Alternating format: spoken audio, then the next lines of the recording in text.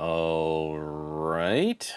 I believe this means we are live. Ladies and gentlemen, boys and girls, tech fans of all shapes and sorts and sizes and persuasions, welcome to another episode of the Monday Morning Tech Chat Show on the SGGQA podcast channel. I'm Juan Carlos Bagnell, aka Some Gadget Guy, the SGG of this terrible name for a podcast. But the QA is the important part, as we are looking to make this an interactive conversation, the question and answer as we go through the headlines for over the last week.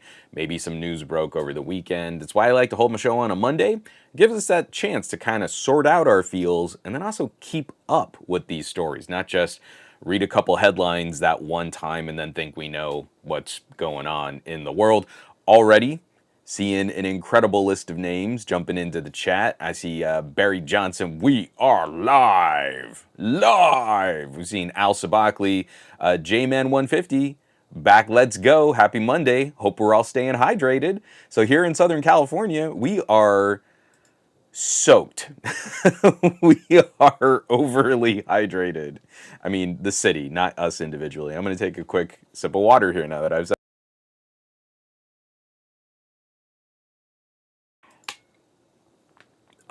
Apologies if this stream cuts out suddenly. We did have another little mini power outage just with all the rain and the wind and the emergency flash flood warnings we're getting. It's still coming down pretty hard. I actually have a product that claims some water resistance. So as soon as I'm done with this podcast, that product will be going out to my back patio, which is yet again flooded. So it should be pretty interesting. Sorry. Simon says Hypno, Kapakash. We've got Mountain Dew Lou. We got Scoop. We got, did I say Simon says Hypno? I think I did. We got a bunch of fun folks ready to chat about the nerdy stuff. Barry Johnson, it rained for 48 hours straight here, so I understand. We have gotten, I think, more rain in the last...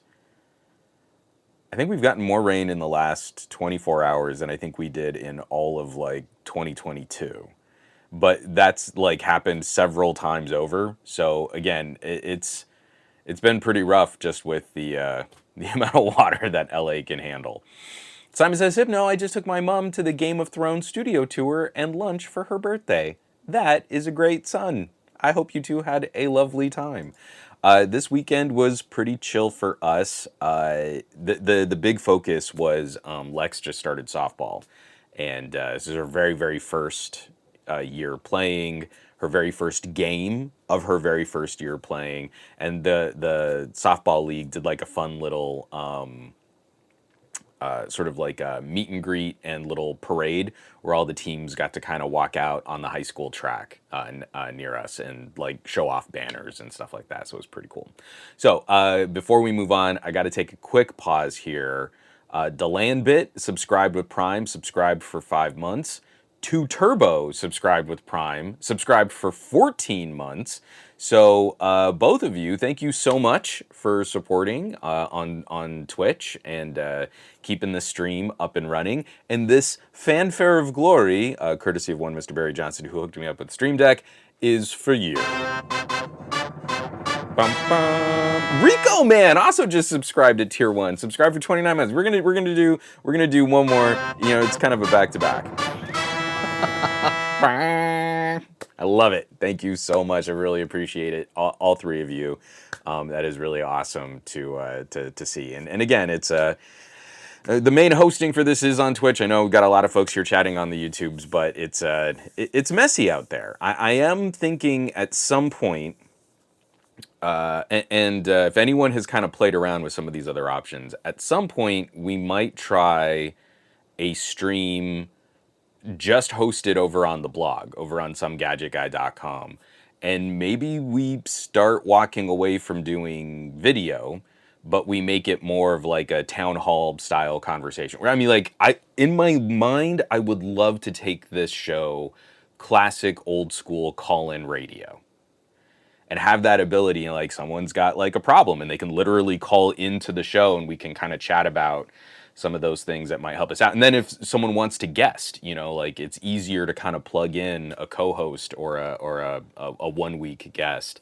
So I'm really looking at some different solutions and some hosting options and some recording solutions. And if someone has some experience in doing stuff like that, definitely hit me up either here on the stream or offline on other conversations on social media that we can have. But it would be nice to have kind of a standalone solution that just walks us away from the more toxic aspects of like the mega trillion-dollar corporations algorithmically standing on our necks. Like I'm not inclined to bring the show back to YouTube just because YouTube treats us so poorly. So George, George Whittam. Okay, George is my brother from another mother. George was is still. I'm talking of George in the past tense when I'm the one who walked away from commercial voiceover. George was my go-to resource for helping voice actors really build infrastructure. So I used to run a little consulting business where I would help teach voice actors like home recording, and sometimes I would help them do mic shootouts. But if they really needed the resources to build a room within a room or like a much more robust home recording solution, like they were really doing gigs at home, George was my man that I would recommend people reach out to get that job done. So he used to host a voiceover show talking about acting and performance and auditioning and tech and stuff like that. And it was just I love the live interaction of radio style because I know there are some things like what is it? It's like SpeakPipe. I think you can set up like a bucket that people can leave you voicemails, and you can play those voicemails, and those are pretty cool. But I loved being like able to interact with the person. You get someone who calls in on something like a smartphone, and they're like, "Oh, but I need the phone with the best camera," and you're like, I can't help you. Like you've already like shown me you don't know even the question that you're asking me. George, I will take you up on that. Let's talk offline. Heck yeah, man.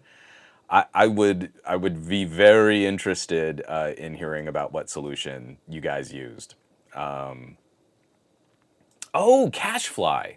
Pup on Tech. I know Twit, who are the OG at this, use Cashfly if that helps. I can look up Cashfly too. That might be kind of interesting. I'm just again, I'm trying to live my best life and put my money where my mouth is. And when I'm complaining about Google and YouTube and when I'm complaining about Amazon and Twitch, I feel like maybe I need to be the one who starts looking up some of these solutions. Delambit, is this being streamed on LinkedIn? This is being streamed on LinkedIn. So I have taken the stream off of Zitter. There is no more Elon Musk live stream, but you can also catch the show. So obviously Twitch is the one where I'm really focused most on that chat. But the show is also available on the YouTube channel that I run with TK, the Best of Our Week YouTube channel, and then also on LinkedIn. And then just because it's silly, like if you find my personal account on Facebook, it goes there too. I have not logged into that Facebook since before the pandemic for anything other than dealing with impersonation accounts where people will tell me like, hey, there's someone who's using your profile picture to hawk like Bitcoin. And I'm like, okay, cool, thanks. And then I send a message to Facebook and they're like, we can't help you at all. And we have determined that nothing they're doing violates our terms of service. And then like a couple days later, they get rid of the account. But that's it. That's literally the only interaction I have with Facebook. So if you find my personal Facebook page, you will also see this show streaming. But LinkedIn is probably a more appropriate place to catch some of this stuff. Let me get this out of the way here. Simon says hypno. For Zitter, the X is pronounced SH like Xiaomi. Oh, see, I've been doing it wrong. Okay. There you go. Thank you for the pronunciation correction. I don't speak Chinese, so I'm glad you were able to help me out there. Now, whenever you see Xitter, you'll know how to pronounce that correctly. We've got so much news to dig into, and this is we were talking about this, TK and I, on Best of Our Week also. This is just the little bit of a lull. It's the calm before the storm. MWC is right around the corner. We've already got people kind of gearing up for another wave of product announcements. And this year has been structured very differently. You got companies that are getting way ahead of their normal release schedules. You got Samsung trying to kind of tread water, keep their head above while also maintaining their unpacked schedule. This is really crazy stuff. So I wanted to focus this week on a really news heavy, news block heavy run of show, but then also once we get kind of into where we would normally start talking about gadgets and stuff, I do want to open this up a bit more and have some of that Q&A kind of conversation and stuff there if there are topics that we want to dig into. So why don't we chew through some housekeeping, since I'm already rambling a little bit long already, and I'm trying to keep my voice from completely failing on me today. Last week got kind of rough. I really did blow out my voice bad last week. So 1 second while I drink some coffee, and then we'll dig into some housekeeping.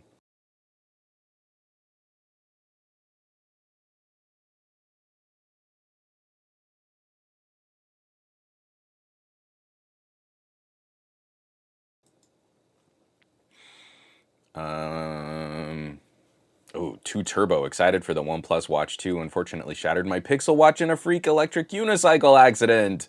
Well, 2 Turbo, while I'm sure it's sad that you lost your Pixel Watch, really I hope you're okay. A Pixel Watch can be replaced. I've had some pretty bad run-ins on mountain bikes, so I can't speak to any unicycle accidents, but I hope your unicycle accident wasn't too brutal on your person. I've been putting out so much stuff, y'all. It's it's a lot because everything then also needs to be, kind of be like talked about in quintuplicate across multiple social media accounts, and there really hasn't been a great way to manage distribution on all of that. So I mean, like, I put out a new video or I wrote an editorial, and like I'm exhausted by it an hour after it's been published. And to me, it's already like, well, that is old news that was weeks ago. And then I look back at my blog and I'm like, holy cow. I'm talking about things from only a couple days ago, and people are still like finding those articles and videos, and I still feel like I've exhausted the topic. It's it's heady stuff, and I don't want to turn the show into yet another YouTubers are facing burnout, but we're facing burnout.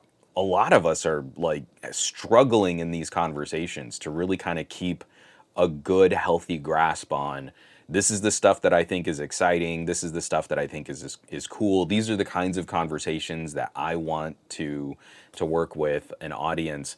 Again, I said we were going to do housekeeping. I've already tangented myself. I was kind of rocked. Hugh Jeffries has just announced that he's going to be slowing down production on his channel. This is a man who uploaded like clockwork weekly. And you think like a week, that is so much time to put together like a topic and a video and to engage with that audience.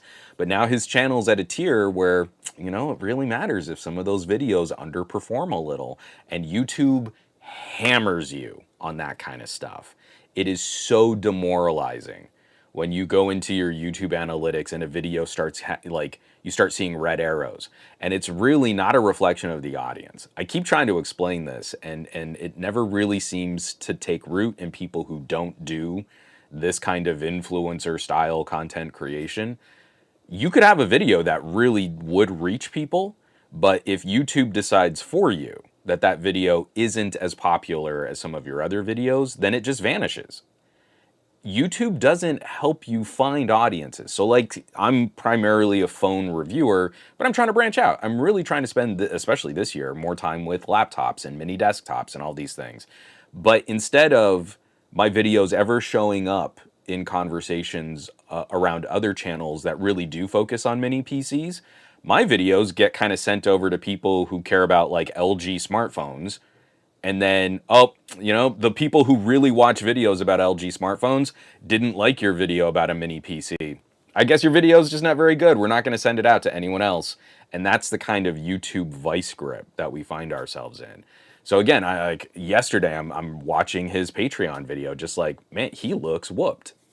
Hugh Jeffries is one of the like prime resources we can point to for a reasonable, educated, enlightened conversation about things like right to repair.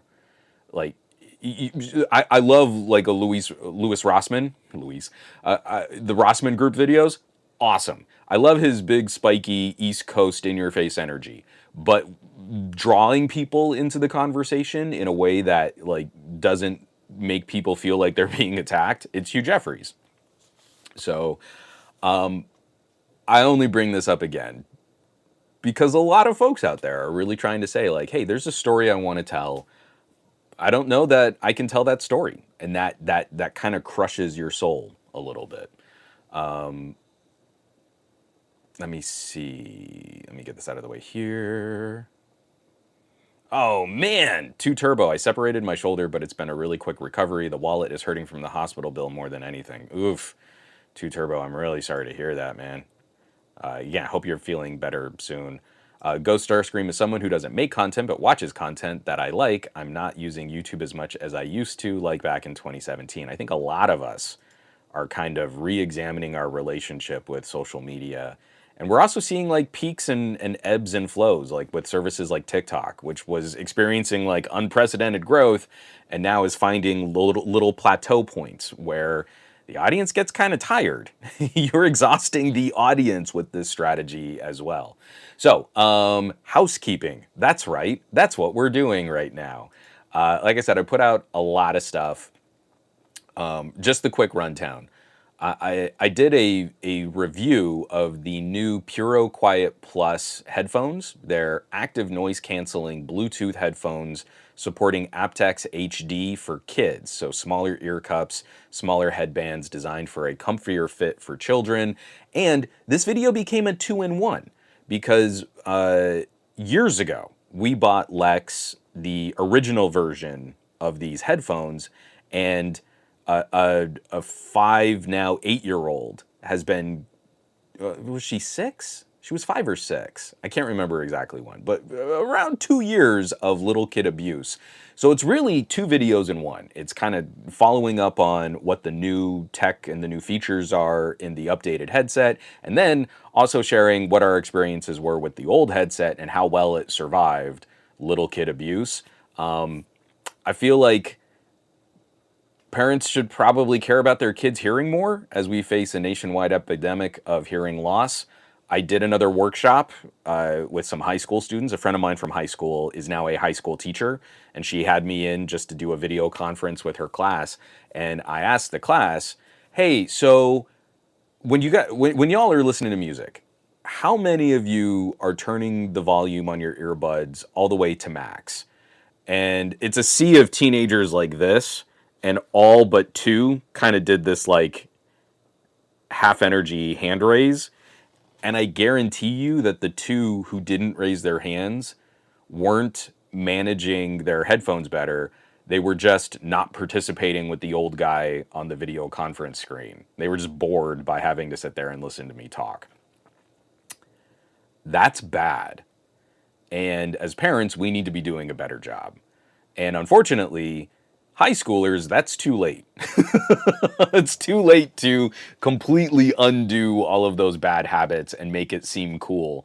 But I have an 8-year-old who still flinches when there are loud noises around her, and she manages her headphones. And even on these volume limited kid headphones, she can't turn those up to maximum.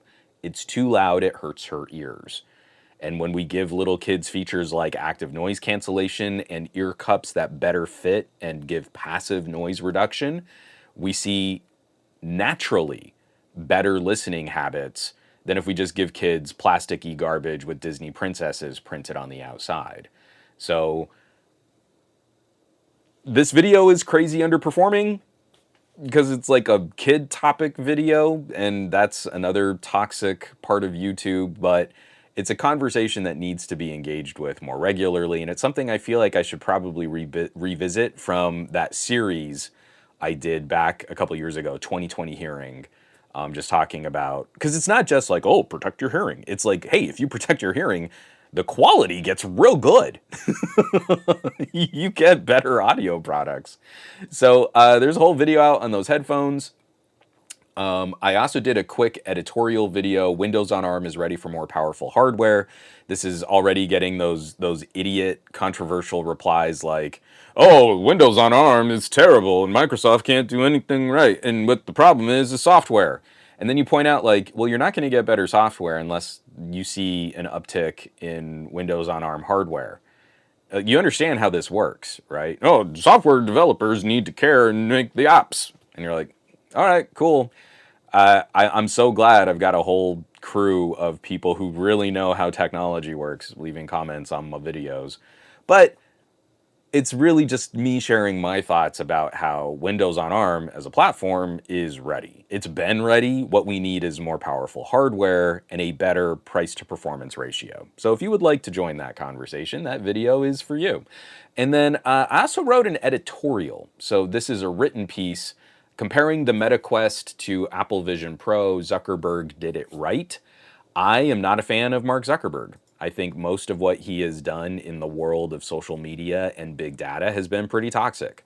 I really feel he needs his company specifically, not, I mean, maybe even himself personally, but his companies specifically need to face a ton more regulatory scrutiny. I think that the impact of his actions on the world have been a net negative. But Mark Zuckerberg took to Instagram to talk about his experiences using Apple's mixed reality headset, and he delivered a verdict where he declared his own headset the superior option. Now, obviously, we would all point to that and say that's pretty self-serving, but I don't feel he was wrong. And we can talk about this later if we want to kind of dig into the nuts and bolts and stuff like that, if that's a topic that y'all want to cover. If not, I have written an editorial where I kind of break down, what I think is sort of the lay of the land, media and tech reviewing and journalism, and where there are these huge knowledge gaps that are kind of enforced by tech journalists. So I watched his review and I was nodding along with a lot of the points that he made, and I felt so much of that data was omitted from other people's comparisons of the Vision Pro against other headsets. But every mainstream publication was so quick to rush out and knee-jerk. Oh, but obviously it's the best headset. Obviously it's better than a Quest. Obviously Apple did the best thing, but with nothing to quantify that statement. And that's what Zuckerberg, I think, I feel like he stepped into a conversation that helped illuminate how you would actually go comparing things. And again, we can talk about Vision Pro and some of the reactions to reviews. We're going to be talking about the fact that in some markets, the Vision Pro returns are higher than average for other Apple products. But I'm very disappointed in how the tech press has given Apple an 11-year runway to put out any kind of face computer, and they're still really bad about talking about VR. Most of these folks that are writing reviews on the biggest publications and on the largest YouTube channels have had zero, or almost zero, interest in covering other VR headsets, and their mixed reality coverage for Apple is completely lacking context of where we are currently with mixed reality solutions. And then lastly, this one's just hilarious. I need to grade myself poorly on my own bias. I do a thing. When a new phone comes out, I don't rush a camera review. I started doing this purposely because of OnePlus phones. And it got me into a lot of fights with the editorial team over at Pocket Now. Obviously, the most profitable window for any new gadget is right before consumers can really buy it. Unfortunately, we have created an industry where the only way you really make money on your efforts is if you're the one going first First, I got it first. Do you have it yet? No, you don't, because I have it first. And for some reason, people care about that conversation window more than any other experience that you can have with a tech product. It is the least applicable period of time to talk about a gadget. It is the least informative window because you've had it the least amount of time, and the product is still likely not in a finished state. We all know as soon as like a OnePlus phone comes out, there's like another patch or a big massive OTA. I've gotten two on the OnePlus 12. I got like the OnePlus Open still doesn't have Android 14, but I got another massive full operating system OTA recently. So I started making this promise. When I make a camera review, it is never on embargo or opening weak software. I refuse to do it. That is not the experience consumers are going to have. The majority of consumers are going to buy in after the device has gotten some kind of patch or polish. I personally fell into a trap on the Nokia 9 where I kept waiting for Nokia to give us the things they promised. And this is for the whole phone, but also specifically for some of their camera claims. And I never really finished properly judging, reviewing, or assessing that phone. I fell for my own trap of waiting for the company to deliver what they promised. And the Nokia 9 still stands, I think, as the perfect example of you can't trust the manufacturer to give you everything they promised. So the Pixel 8 Pro comes out, and a number of the big claims for the Pixel 8 Pro are related to AI features. So I waited. And I waited for a while to get things like, better support for stylized photos. And of course, Video Boost was a big deal promise. How they were going to improve, because Pixel video is so terrible. And really, it's not. But I waited for Video Boost, and I reshot all of my test samples again on the Pixel 8 Pro after a few updates. And in doing that, it kind of sucked all the energy and all the wind out of my sails. And I was really disappointed in myself that I had waited so long and so little had changed. I waited for these updates, I waited for Video Boost and these features, and it really wouldn't have changed any of my assessment on the phone, the camera, its performance, what I like about it, what I was concerned about. It was all almost exactly the same. And then it ended up taking me weeks after that to kind of build up the energy in the middle of my review. By the way, what I'm leading to is I finally published a Pixel 8 Pro camera deep dive. So that's available on the Patreon, patreon.com/somegadgetguy. It's a 33-minute long video. This one is a little bit abbreviated in some sections because we know what Pixel cameras do. A major aspect of the pixely performance has not changed significantly since like the Pixel 5. So there are parts of this where I'm kind of skipping over some of my other, like analysis, but in a good way, because like the things that we count on a Pixel to do are still kind of the same. But it really did kind of rock in my shoe.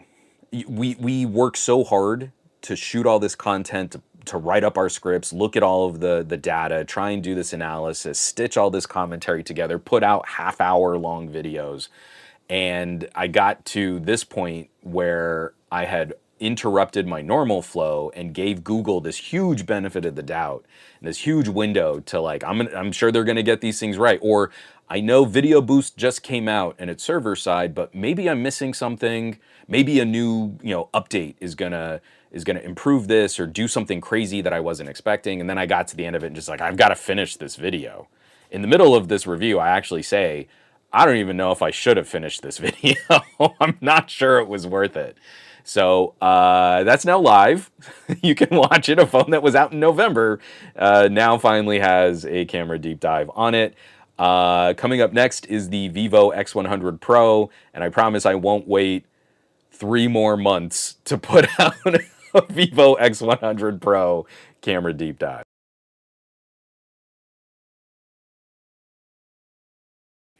I just spilled water all over my. I think I got water on my mic. Cool. If I start sounding really fuzzy or buzzy, please let me know. We gotta pause here real quick because Ricardo gifted 2 tier 1 subs to Roth Safi and Raymondit. Ricardo and McCorcoran subscribed with Prime. So both of you, thank you so much for the support and for keeping the channel up and running. And this fanfare of glory, brought to you by one Mr. Barry Johnson, who hooked me up with the Stream Deck, is for you. Y'all rock. Thank you so much.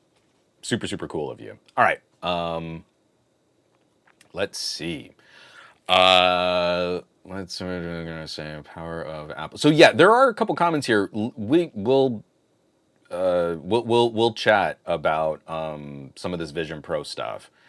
2 Turbo, that's terrifying. Good hearing is so important. Simon says Hypno Juan should have rapped the message to the kids. I read over your comment twice. I think you might know why I read over your comment a second time before I said your comment out loud. From Nation, I've actually been using the hearing wellness feature with my Pixel Buds Pro. I've been thankful for noise canceling because I need them higher than what the recommended volume is otherwise. All of these little things, you can retrain your ears. And I have worked really hard to kind of bring my listening down. And I started with like the LG phones.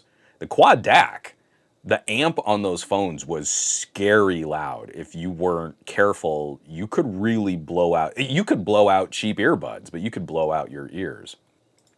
Pacoston, the problem with Windows on ARM isn't ARM, but Windows. Okay. I mean, I get it. You not like Windows, but the problem with Windows on ARM isn't Windows. I mean, like if you enjoy working in Windows, Windows on ARM is ready for you to get better hardware and better software. Yeah, Raymond, the problem with Windows on ARM is the lack of computers running Windows on ARM. Right now, there are 3 good options. You've got the Surface Pro 9 SQ3. You've got that Lenovo. I want to say it's like an XS something 13. And then you've got the Robo Ancala. You've got 3 options. What developer is going to update their old legacy x86 software for 3 options? But if you actually know WTF you're doing on a computer, I'm running a lot of Linux inside Windows on my Robo Ancala, and it's a screamer with all of the Linux apps that properly support ARM chips. Let me see. Yep, McCorcoran, the embargo culture on YouTube is insane. 80 videos released the same minute on embargo day. And we all have to play that game. I mean, that's how the embargoes work, and that's the relationship we have with these companies. But then that utterly YouTube helps destroy any sustained conversation unless you've got some hook on this is a popular trending topic thing. Let's see. Let me get this out of the way here. Yeah, Raymond, I agree there. Windows on ARM needs a business line to get market share. I think Windows on ARM is going to find some success in the IT space, in the fleet vehicle space, because a lot of people are going to start looking at that as the solutions we now point to for MacBooks. MacBooks are a much better performance per watt and get better battery life out in the field when you're away from a charger. Right now, a Windows laptop is a better portable desktop. You can get a Windows laptop that is demonstrably more powerful than a MacBook, but you can't use it as flexibly with the same flexibility as you can a MacBook because, one, you can't get all the power out of the CPU and GPU if it's unplugged. You have a creator laptop, you've got like a Core i9 with an RTX 4080. Yeah, none of that runs completely off of battery. You have to plug it in, and then you get the full use of that amazing Core i9 and 4080. So you don't have a portable PC, you have a relocatable desktop, an easily moved desktop, but then you don't have the computer you really bought when you're unplugged. So it's that. Once we start seeing and also the Qualcomm modems giving us better 5G support directly built into these things, then I think you're going to start seeing a lot of the Surface Pro 9 style tablets in the mix for other industry. Like I keep looking at, you see a lot of iPads at like car rental places. I got off the airplane. I'm going to the parking lot. A woman comes out and she's got an iPad and she pushes a couple buttons. I get a key and I drive off. And it's in those kinds of situations where now Windows on ARM, I think, is able to make a much bigger impact, getting companies those types of lower battery requirements but higher tiers of performance. Sorry, that was really complicated. I didn't need to make it that complicated.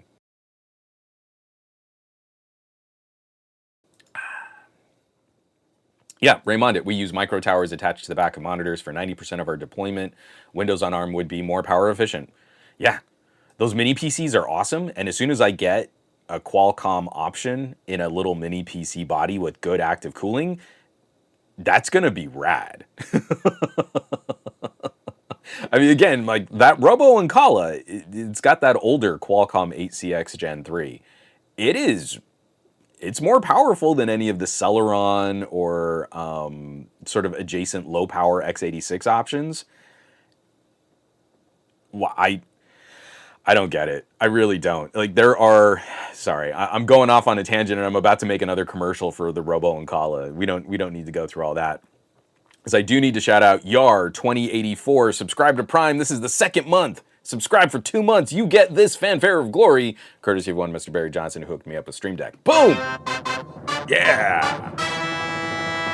That was a perfect transition because as we've spent 40 minutes on housekeeping, we're going to chew through a really heavy news block here. All of the links are for all of these articles, including all of the housekeeping articles, are going to be available in the show notes for this week's episode. You can find that on my blog. That's somegadgetguy.com. And we've got a lot to talk about. So if there's ever any significant political news in terms of the regulatory space or the FCC, that's what we start off with. I'm not going to spend a lot of time on this one. I want you to read up on what's happening here. But new rules are going into effect. And the FCC finally has a majority. They're no longer in deadlock. It took us 3 years into the Biden administration to finally get another chairperson installed at the FCC. I say installed. This is a human being. This is coming by way of the Register, written up by Brandon Vigliarolo, and I have mispronounced your last name, and I apologize. FCC gets tough. Telcos must now tell you when your personal info is stolen. That is a ridiculous headline. I want you to think about that headline. Telecommunications companies like carriers and ISPs must now tell you when your personal info is stolen. We would think, yeah, that shouldn't be some new rule that the FCC is rolling out. If there's a security or a data breach or some type of problem with customer data, of course the telecommunications companies need to tell us. That's not really been a rule, y'all. Massive data breach, usually you only get the full disclosures when some other outside auditor says, oh, hey, by the way, AT&T leaked all your data. And AT&T has to go, no, that's not what happened.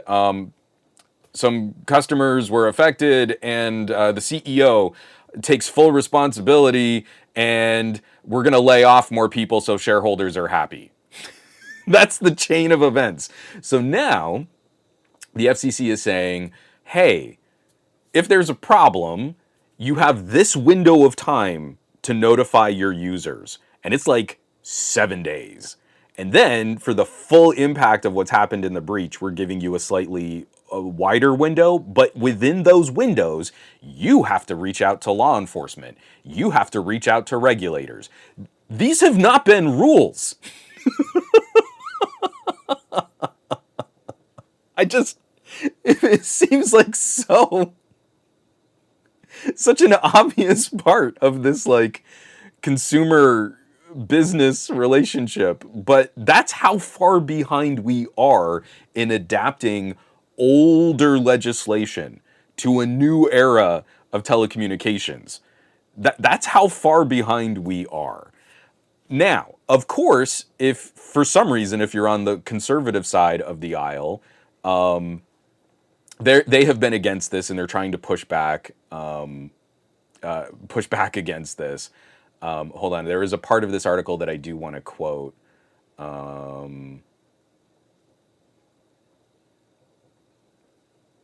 Okay, let me go back into screen share here. I'm trying to find it live, and I should have highlighted it.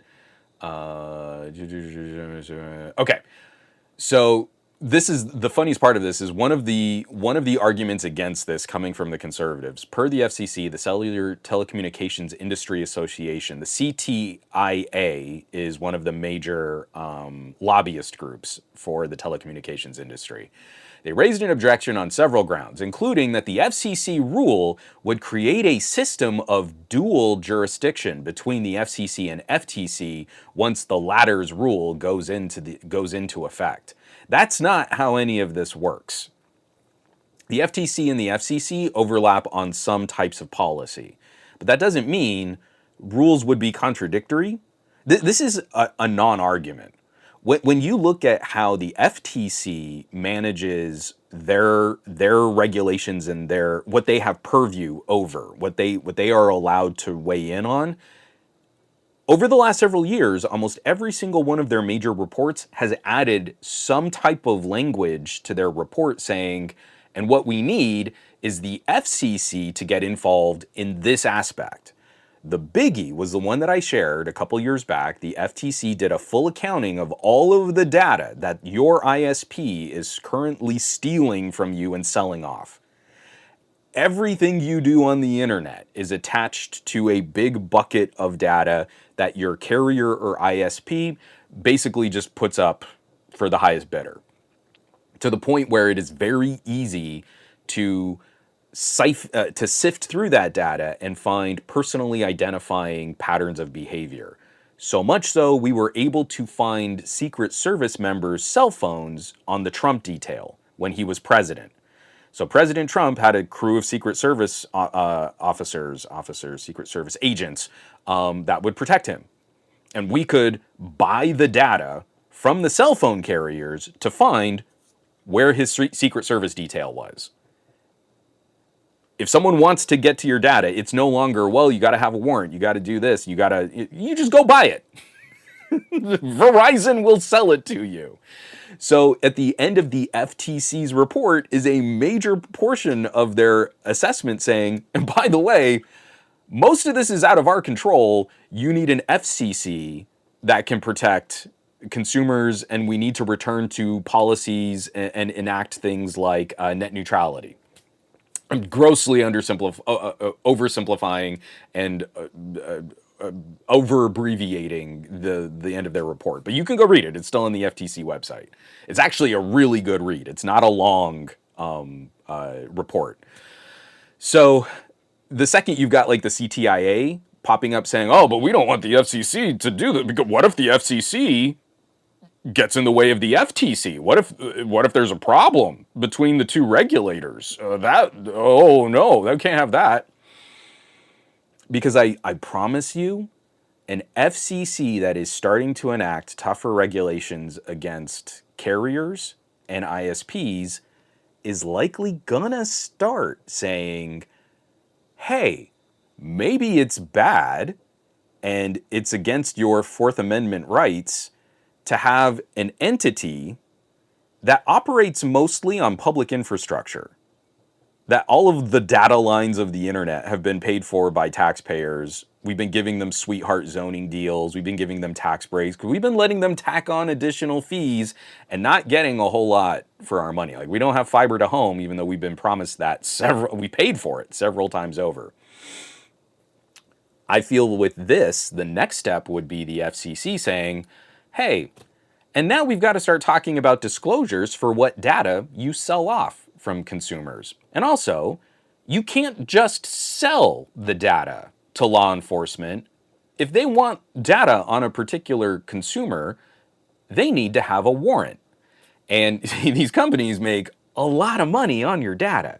So my feeling is the CTIA is trying to get ahead of this, where they're this is simply about reporting on data breaches and cybersecurity and stuff like that, because I feel like the next step would be much harsher penalties on trafficking user data.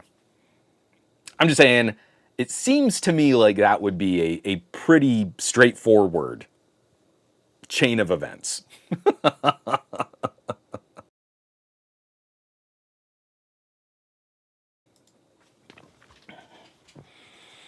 Ghost Star Scream, what if an ISP doesn't tell you that your data has been stolen? Is it going to be a quadruple class action lawsuit? So read through, because now we're not talking about class action. We're talking about federally assigned penalties from regulators in how business is conducted. Because right now, your only option for justice is a class action lawsuit. And the company apparently doesn't even need to tell you that your data has been breached. That's never been a rule. I know I'm grossly oversimplifying again for comedic effect, but it is shocking to me that like the FCC is like, hey, we should have a better rule here, guys. Moving on, this is another story in the regulatory space that validates my opinions on companies like Apple. This is coming by way of Tech Radar, written up by Chiara Castro. Illegal to break encryption, the European Court of Human Rights rules. The European Court of Human Rights banned all legal efforts of weakening encryption of secure communications in Europe. Encryption ensures the enjoyment of fundamental rights such as privacy and freedom of expression, the judgment reads, while helping citizens and businesses to defend themselves against abuses of information technologies. Hence, the ruling to outlaw legislations could open up back doors for criminals to exploit. The decision was welcomed with enthusiasm by privacy experts that have long called the EU Commission to withdraw their CSAM scanning proposal known as Chat Control, which plans to enable authorities to scan all citizens' private communications to halt the spread of dangerous content. This one I took kind of personal, and it's one of the main reasons why I've never rejoined covering Apple products on my channel. When Apple announced that they were going to be wedging these enormous backdoors into iOS products that would report directly to law enforcement agencies, and that they were inventing technologies to unravel hash data so that they could sort of see everything that you were doing on your phone, I took that kind of personal. And I made a video years ago saying, hey, I cannot in good conscience bring any attention in reviews to Apple products in a traditional review structure, because I fundamentally disagree, I viscerally disagree with this business practice. And I was basically called a pervert. I ended up blocking so many of the comments because like I need to police my own comments on YouTube, where if people are putting bad language in comments, I can get a channel strike. So I'm muting and blocking all of these accounts that are leaving these comments, basically just calling me a pervert, and I must be in favor of trafficking abuse materials. And I was in Twitter Spaces where this like posh UK journalist is like, well, but I mean, like, obviously, if you're for encryption, that means you're for, child abuse. That's what it means. I mean, you can try and hedge it any way you want, but that's what you're for.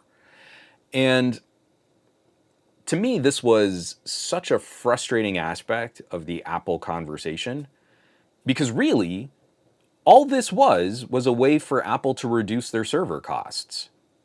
Apple is this massive corporate entity, and when information is on an Apple server on iCloud, it's their responsibility to make sure that their servers are not being used to traffic abuse materials. So they have to scan all of that content. And that is expensive. But that's what you sign up for when you're a cloud service provider.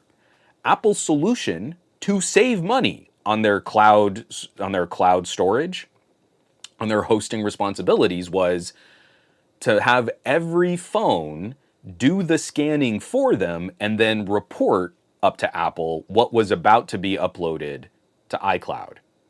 This was never about protecting children because this is the least effective strategy for stemming the creation of abuse material. This was only a way for Apple to reduce their server bills. And you had this army of sycophants running out there because Apple presented it in a great way. We're protecting the children. We've got all these organizations that want us to help protect the children. But I've had sit-down there is actually a really in-depth interview on my YouTube channel from years ago where I'm speaking with an official from one of these organizations and talking about what you need to do and putting boots on the ground and working with local law enforcement and making it, sort of cross-national so that you can find where these things are being created. And none of that would have been improved by having your phone report on you to law enforcement. That is the least effective part of the chain for stopping this practice. I want billions of dollars spent on enforcing the aspects of law enforcement that do help us stop the spread of abuse materials. That is a much better and much more effective way to go about protecting children than helping Apple just reduce their server costs. Because immediately, if you're privacy focused at all, you could see, well, Apple is reporting to law enforcement and they're giving law enforcement this special hash data that helps them figure out when images have been altered and can kind of predict what images look like other images based on the hash. So as soon as that goes to China, anyone who is a dissident or has anything critical to say of China is even less protected by their mobile devices. Their mobile devices are going to report on them to the Chinese authorities. And again, Apple's washing their hands of it. Oh, I mean, they're not sending it to us. The iPhone isn't reporting to us that bad things were on the phone. We've set up a special commission that sends that directly to law enforcement. So we'll be complying with the local laws and regulations, and your phones will report on you to them. Which is way worse if you live in China or Russia or certain areas of the Middle East, anywhere with a slightly more authoritarian government. So a while back, Germany said, no, shut it down. And Apple eventually had to pull the plug on their plans there. It was never a good plan. And we had so many mainstream media news entities. Was a Washington Post invites Craig Federighi on. We've got tough questions for Craig, and basically just let him regurgitate all of the Apple marketing speak. There was no pushback from any of the American journalists on what was happening here. It was almost universally presented in the mainstream or in the top places. Like, yeah, I mean, obviously there are some concerns, but like, we gotta protect the kids. And I was called a pervert for having some qualms about breaking open your portable devices to let governments have direct access to the content on your device. So I feel validated. This is a step above some of the work being done by EU regulators, because I think it's fair to say, while I've really enjoyed watching the EU wrestle with some of these other like marketplace and anti-competition situations, there has been a bubbling undercurrent in the regulator space on how do we dismantle encryption. We keep fighting this fight. We've been fighting this fight since like the late 80s. Excuse me. You've got a computer and it's got data on it. Well, how can the government see the data on your computer? And then a bunch of people say, the government should not be able to see the data on my computer. And the government then says, well, what do you have to hide? You must be a criminal. And we never seem to fully finish that conversation. Every time another sort of era of computing arrives, it's the same like, oh, but if you don't have anything to hide, you must, oh, you're a criminal if you're trying to encrypt your conversations. Privacy is for everybody. Security is for everybody. And the second you purposely build a method of reporting on content on your device, then you've destroyed privacy. Apple was trying to destroy privacy and security because they didn't want to front the costs of scanning media on iCloud. Until an Apple executive can sit down and tell me that that was not an aspect of their decision to try and enact this content on device scanning, I need to see any other reason why they would have put themselves through so much scrutiny, make such a big play, such a big conversation point out of that, go against all of their marketing. What happens on the iPhone stays on the iPhone, all of that nonsense. Shred all of that security goodwill. This was the company that fought law enforcement over unlocking iPhones. Remember? Criminals have data on these iPhones. And Apple was the company saying, no, we can't break the encryption on the iPhone once and hope that it's never found out. Apple was correct then in maintaining the security and the data privacy features of the iPhone. But that's not the Apple we have today.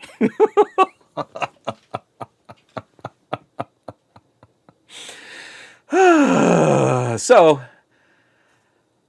no one's going to make any big news out of this. I had to pat myself on the back. That really is the whole reason why I host a podcast. We're going to change the name of the podcast from SGGQA to Juan Was Right and Pat and Back Pats.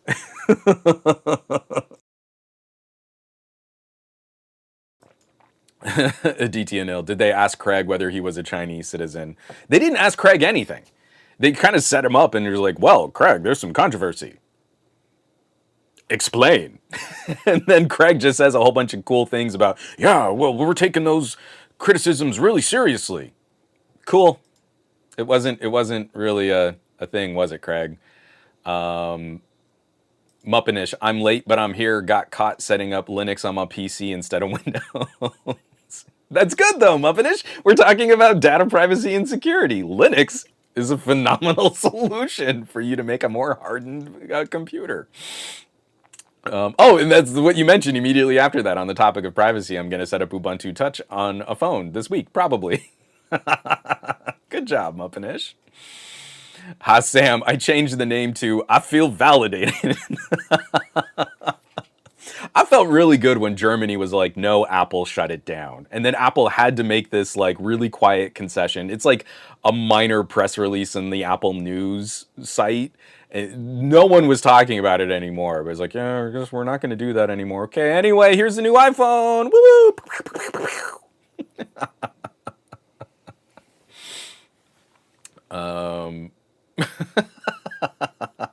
Ricardo. Yeah, there's been a lot of this too. I heard yesterday a whole spiel from an Apple fanboy defending the safety of using the eye goggles to add then, quote, I would never feel safe if Google or some other Chinese company made these, end quote. Whatever, dude. Whatever. Yeah. I really feel like glass holes need to be a phrase back in the common vernacular again, because like you have no idea what those Vision Pro people are doing with those cameras, right? They could be taking photos or videos of anything. You don't know. It's obviously that's got to be the big. Why aren't we concerned about the children?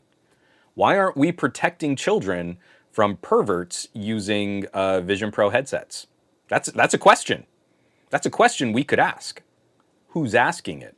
That's what I want to know. That's where this whole podcast has turned into Fox News.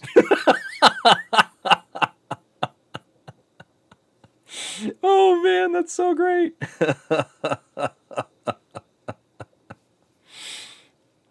All right, let's get the yeah, a DTNL Glass Hole Pro Max Juan, not to be confused with those plebeian glass holes. You don't want to be a poor person. Own these goggles.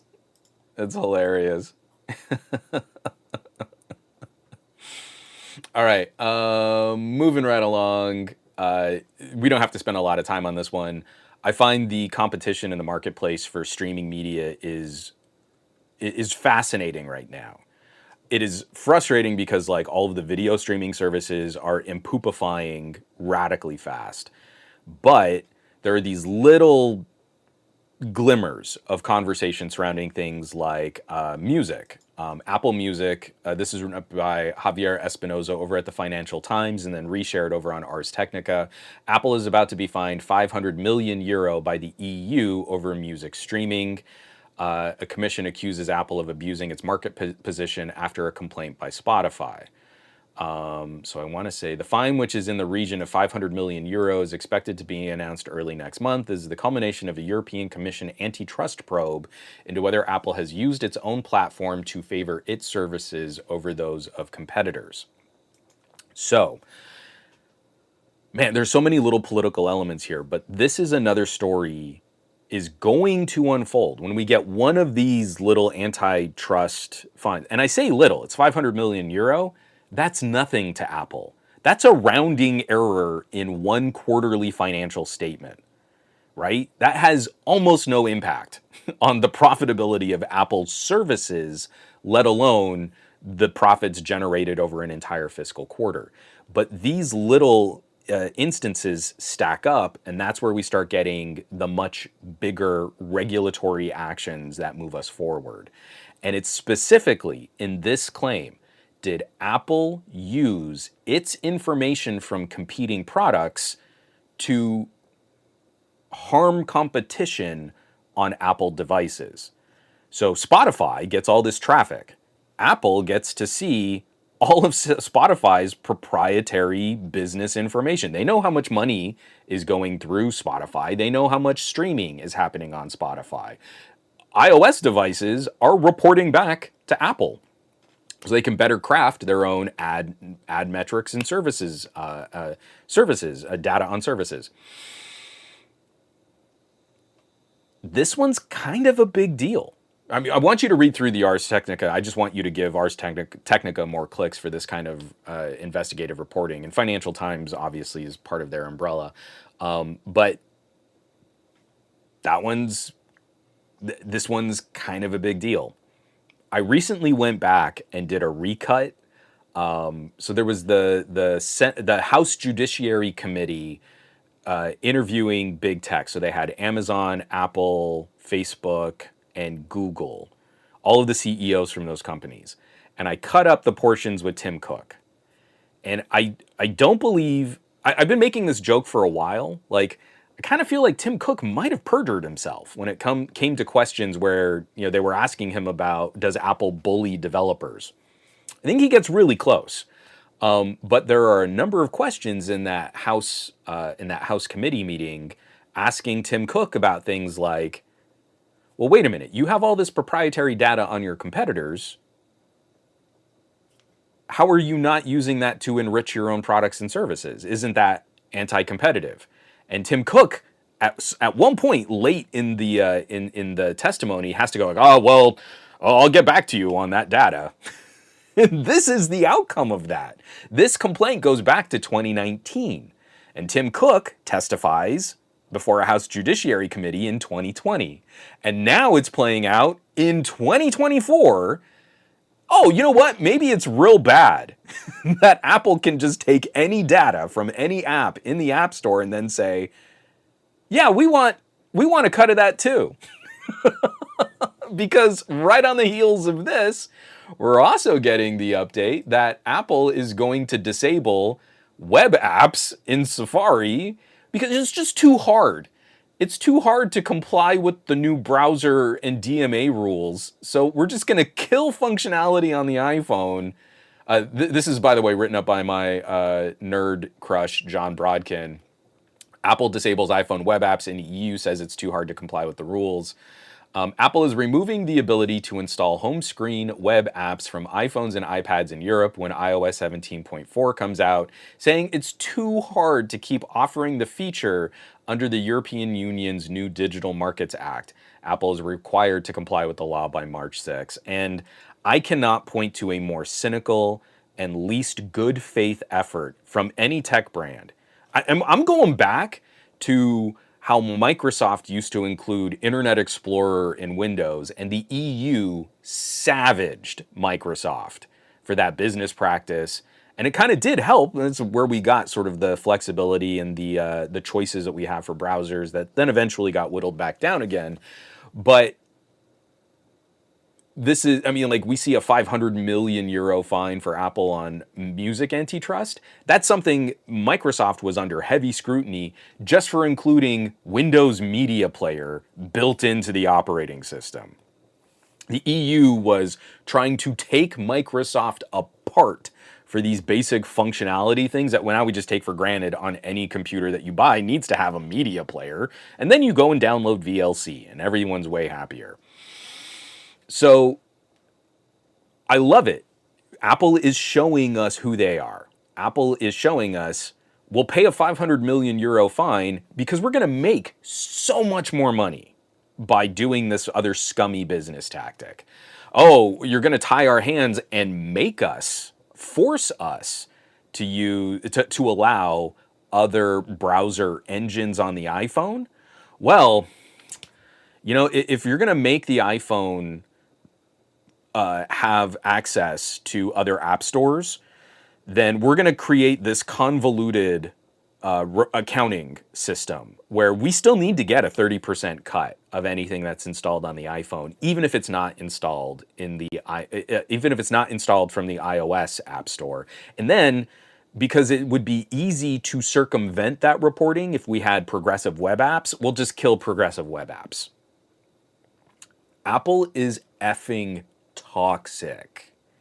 These business practices are horrific for consumers. This is the late stage capitalism version of what a walled garden can be, and increasingly harms the real on the ground consumer experience. There's really no support for this. There's no supporting it.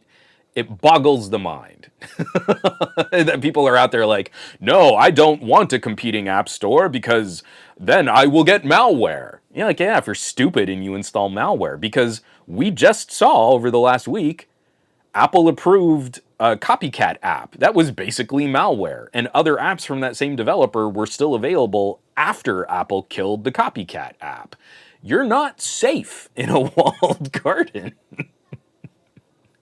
You just have fewer options to find other safe things to do from your walled garden. So yeah, it's pretty gross. Apple is again maliciously complying with the absolute strictest legal definition of what the DMA is going to be, and it's going to hopefully encourage yet another round of regulatory scrutiny. I really hope those Apple lawyers are. Those Apple lawyers are definitely racking up their billables right now.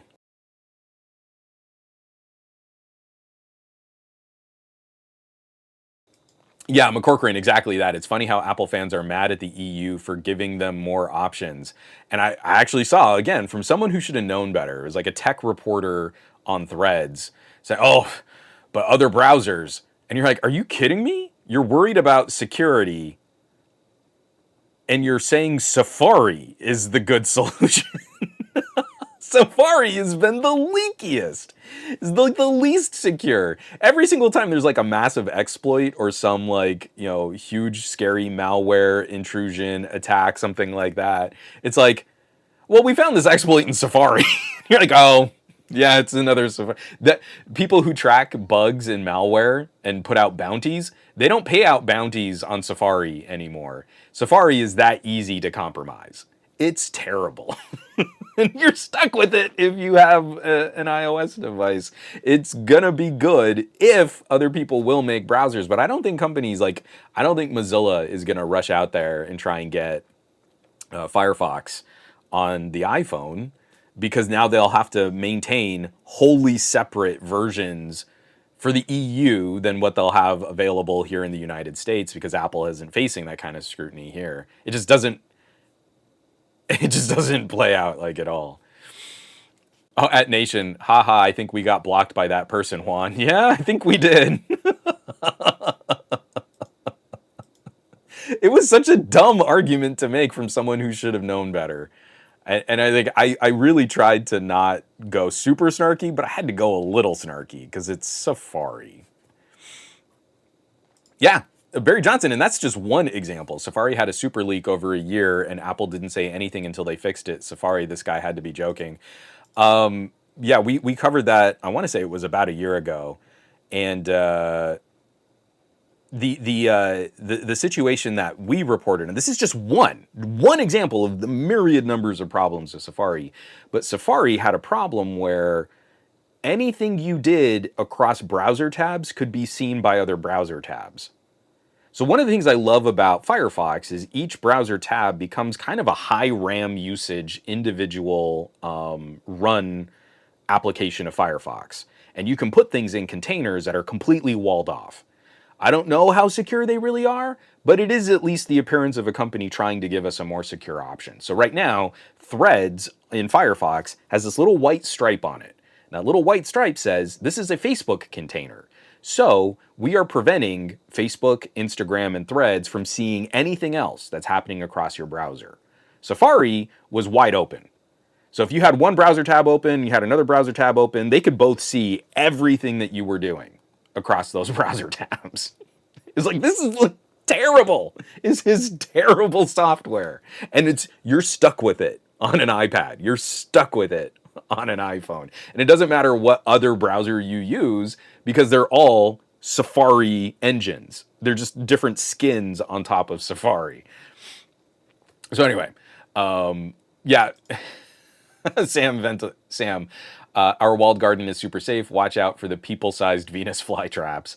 That's the other one. I actually didn't put the link in this week. There is another exploit, a very creepy biometric stealing Android malware is now available for iOS devices. And so with all of the very intricate data that Face ID collects on your person, now that malware, which was only an Android malware, is now able to steal information from like the secure enclaves of your iPhone. It's not like I'm not laughing because it's funny that people could get hurt by this. I'm exasperated by this illusion of security that Apple sells people. And then I feel like that encourages them to do riskier things than they otherwise would have. There is no better security. An iPhone is not more secure inherently than any Android device out there. As soon as it's in a real person's hand and they start doing real world data things with it.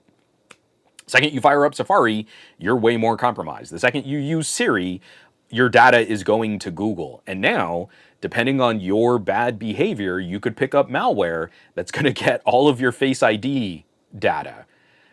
And if you're using that for your banking or as passcodes for your managing your money or your home finances or your medical data, they will have the ability to get into that stuff. So this is the broader conversation is we need to be doing a better job of educating consumers on better practices, not letting them believe Apple marketing when Apple is actually one of the companies that's trying to compromise their data privacy and security to save money on their server hosting.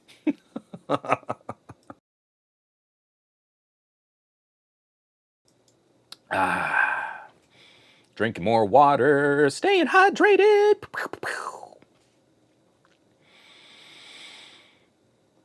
Oh, yeah. So Firefox isn't immune from criticism right now because they also had a new interim CEO step in and say, hey, we also want to do a whole bunch of AI stuff. So I'm very anxious about where Firefox could go. But in the future, Juan will have to recommend against Firefox when they do something bad.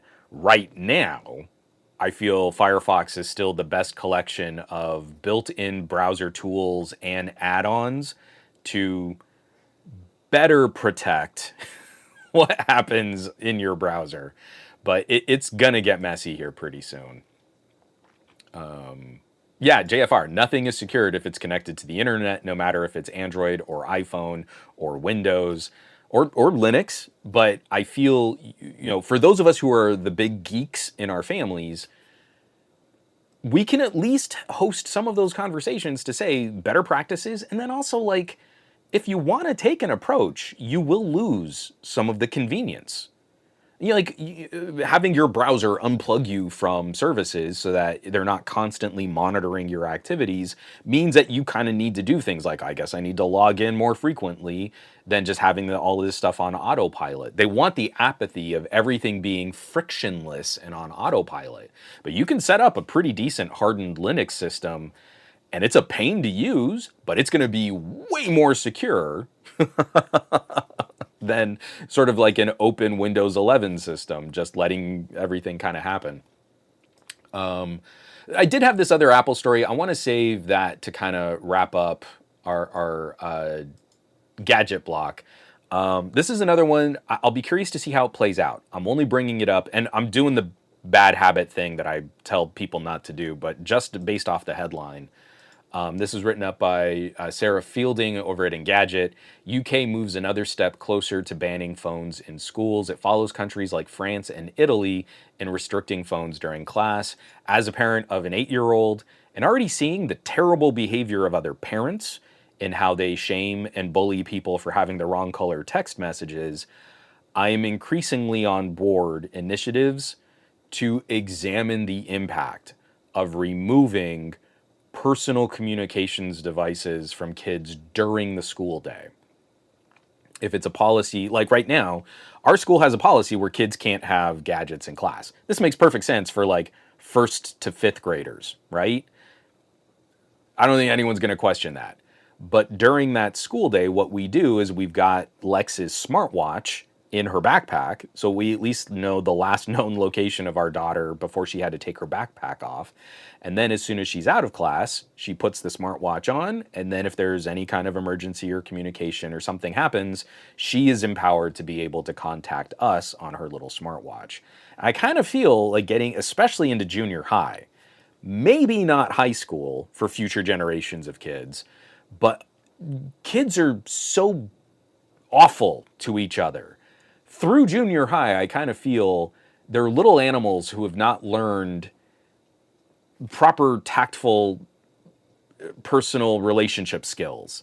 So empowering them with pocket supercomputers to use throughout the school day is probably a bad idea. So read through this article, but kind of keep abreast of what's happening, because this one's interesting to see the UK following some of the EU policy that's being set up. And I'm kind of for it. Especially because from what I've seen from parents, we don't have parents teaching kids good cyber health behavior. We have parents that are kind of shrugging off these claims of bullying because they're the ones bullying, and then that behavior is being passed down to their kids, and their kids are rotten little animals who take that and run with it when there are no restrictions on their behavior. So I'm kind of in the mind for this is another one of those situations where, hey, this is why we can't have nice things. You're not taking care of your kids and doing the responsible parenting thing. It's not on teachers to have to police the bullying and the terrible social interactions that are happening online. They just need to run a classroom. So I guess what we need to do is just say kids can't have it. If kids can't use it responsibly, kids can't have it. And I think like up to junior high, that is exactly the window where like, nah, kids should still not be using this stuff unsupervised. I mean, I'm kind of with you, Go Starscream. 1st to 6th grade shouldn't even have a phone to begin with. 13 should be the bare minimum as long as they understand the good and bad of using one. I believe in a staged rollout. I'm having great early experiences with Lex, giving her little gadgets that she needs to take care of and building her up. She has a phone on her wrist that has apps and cameras, and she's not impressed by it anymore. She's had a data-connected, LTE-enabled smartwatch for over 2 years now. Over 2 years? Yeah, I think over 2 years now. And she's not, it's not cool to her anymore. It is exactly what it is. It's a thing that I can use to call my parents or my grandmother. There was one other kid who had one, and they would send little messages to each other. We did enable that for a little while, but now the kids just don't bother with it. It's not novel anymore. It's not neat. And I know that that will change when she gets into junior high and more of her peers and her classmates are getting their first phones. But Lex has had so much more experience with data connected communications devices not being that fun. So I'm hoping that that's at least planted the seed that, like, there's a practicality to this and there's a reason why we want you to have this, and you can be empowered if something is happening and you don't feel safe. You have a way to contact us. That's what this thing is for. But we started having those conversations with our daughter at 6. I don't feel, the kids that are out there like being animals with each other in 7th grade had parents that were like, okay, here's a reasonable way to introduce you to these types of conversations. I think they went like, okay, well, all the kids are getting their iPhones, so we'll give our kid an iPhone now. Don't do bad things with it. Okay, bye. And then immediately the kids go and do bad things with it. I feel like that's probably the bigger problem. Let me take a drink of water and we can get into some of these.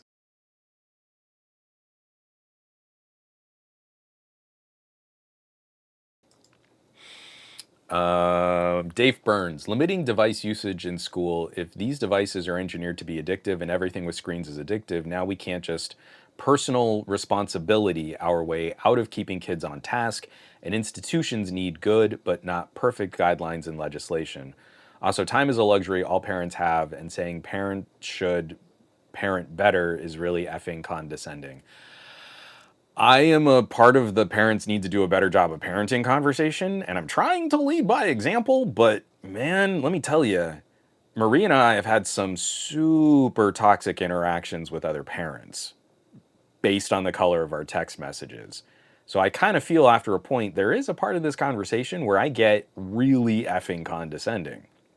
So I'll point out, hey, this is an aspect of bullying and ostracizing and, like, keeping people out of conversations. Well, I don't see what the problem is. I don't have any problems with my iPhone. Yeah, because you're causing the problems. You're the bully. You don't get to decide for someone being bullied if they're being bullied. Like, oh, but, we used to haze kids all the time and it was just good-natured fun. Well, you don't get to decide if that kid was suffering. You don't get to decide for them that it was just good-natured fun. And I can bring up this example where I have the text messages of you complaining to my wife about the phone she owns. That's not okay.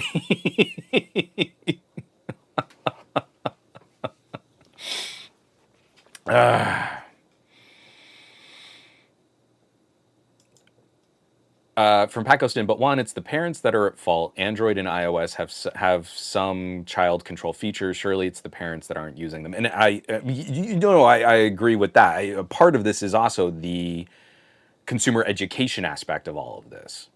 Is we're expecting parents to teach their kids to better use this stuff when they're not literate in using this stuff better. So it's a multifaceted problem, but we get to a point where it's, hey, kids are getting hurt. Bullying is happening. This is distracting from classroom time. It's impacting our ability to raise academically successful kids. Sure, there are specific pain points. Parents need to parent better, and there need to be better parental control tools, and this needs to happen, and that needs to happen. But at some point, you also just got to say, you can't bring them to school anymore. This is why we can't have nice things. And when parents complain, you say, work together with other parents. Go to the PTA. Talk to these other educators. Be involved in the process. But until there is a better education, understanding, and awareness of what is expected of you in a 21st century economy using these tools, you can't bring them to school. They are a distraction, and they are harming educational opportunities. And that, to me, I don't feel is unreasonable. Unfortunately, I think we've gotten to a point where we probably do need to take a harder line on stuff like that. Oh yeah, Dave Burns. And unfortunately, our public schools seem to be the only mechanism to educate and help kids. And like, if you're getting to high school and you're having to deal with these types of social issues with technology, it's too late. It's too late. I'm seeing 7-year-olds with Roblox accounts that are engaged in this kind of social ostracizing. Oh, you don't play Roblox? And my daughter will be like, no, I'm really good at Sonic Team Racing, and we like to play Horizon Turbo, and do you want to play Teenage Mutant Ninja Turtles? And they're like, I play Roblox. And you're like, you're such a little brat. And then I meet your parents, and I get it.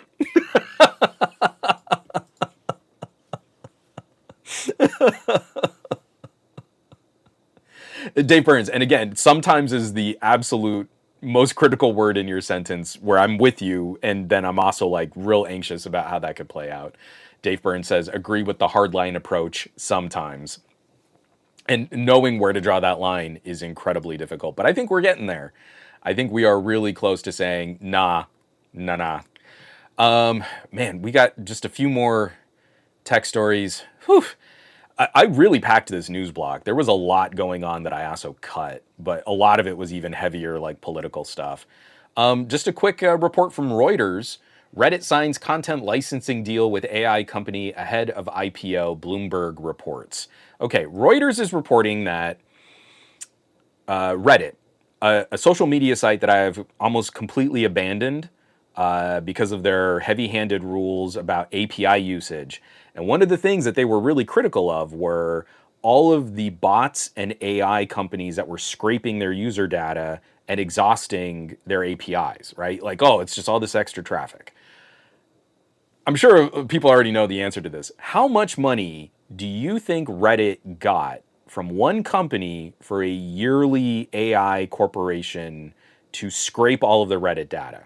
I said that really clumsily, but write in the comments, how much money do you think Reddit sold all of their data to for a year of letting an AI company train AI models on Reddit data? Now, I want to remind people, back in 2021, where we started talking about a Reddit IPO, this company was valued at around $10 billion from outside assessors. So even in that window, $5 to $10 billion potential valuation for a future IPO, how much money do you think Reddit is going to make for giving all of their data away? And anyone put a number out there. I'm really curious to see if anyone has a guess. How much money would be worth it for you to give away your most important product, or your most important fuel for generating some kind of income?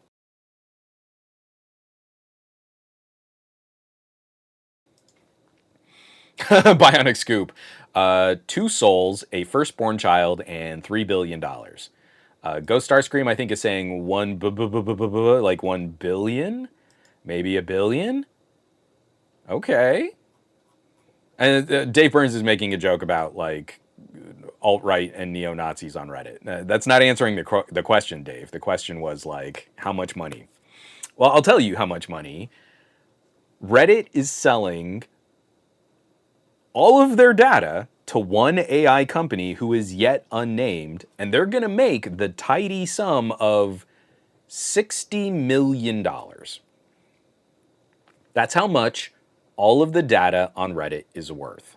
$60 million for a company to go in there, run roughshod over all of the archives and posts and communities, acquire all of the data from all of the places on Reddit, and for a year of that access, which I think is going to be plenty of time to train some language learning models. Like, I don't see this being like, we're going to pay Reddit every year to keep training on this data. $60 million. That's it. That is not a lot. That is a very paltry sum for a company that has been valued at potentially around $10 billion. I don't know. Does anyone have any strong feelings? I think this Reddit IPO is probably going to play out this year. I have very low expectations on their public move generating a lot of business interest. If 60 million is all they could get for the entire trove of data, because most of Reddit is garbage, but there are these incredible pocket communities where the only interactions I have with Reddit are when I do a search for an obscure problem and it's not on any other message boards And of course, Google search is garbage now.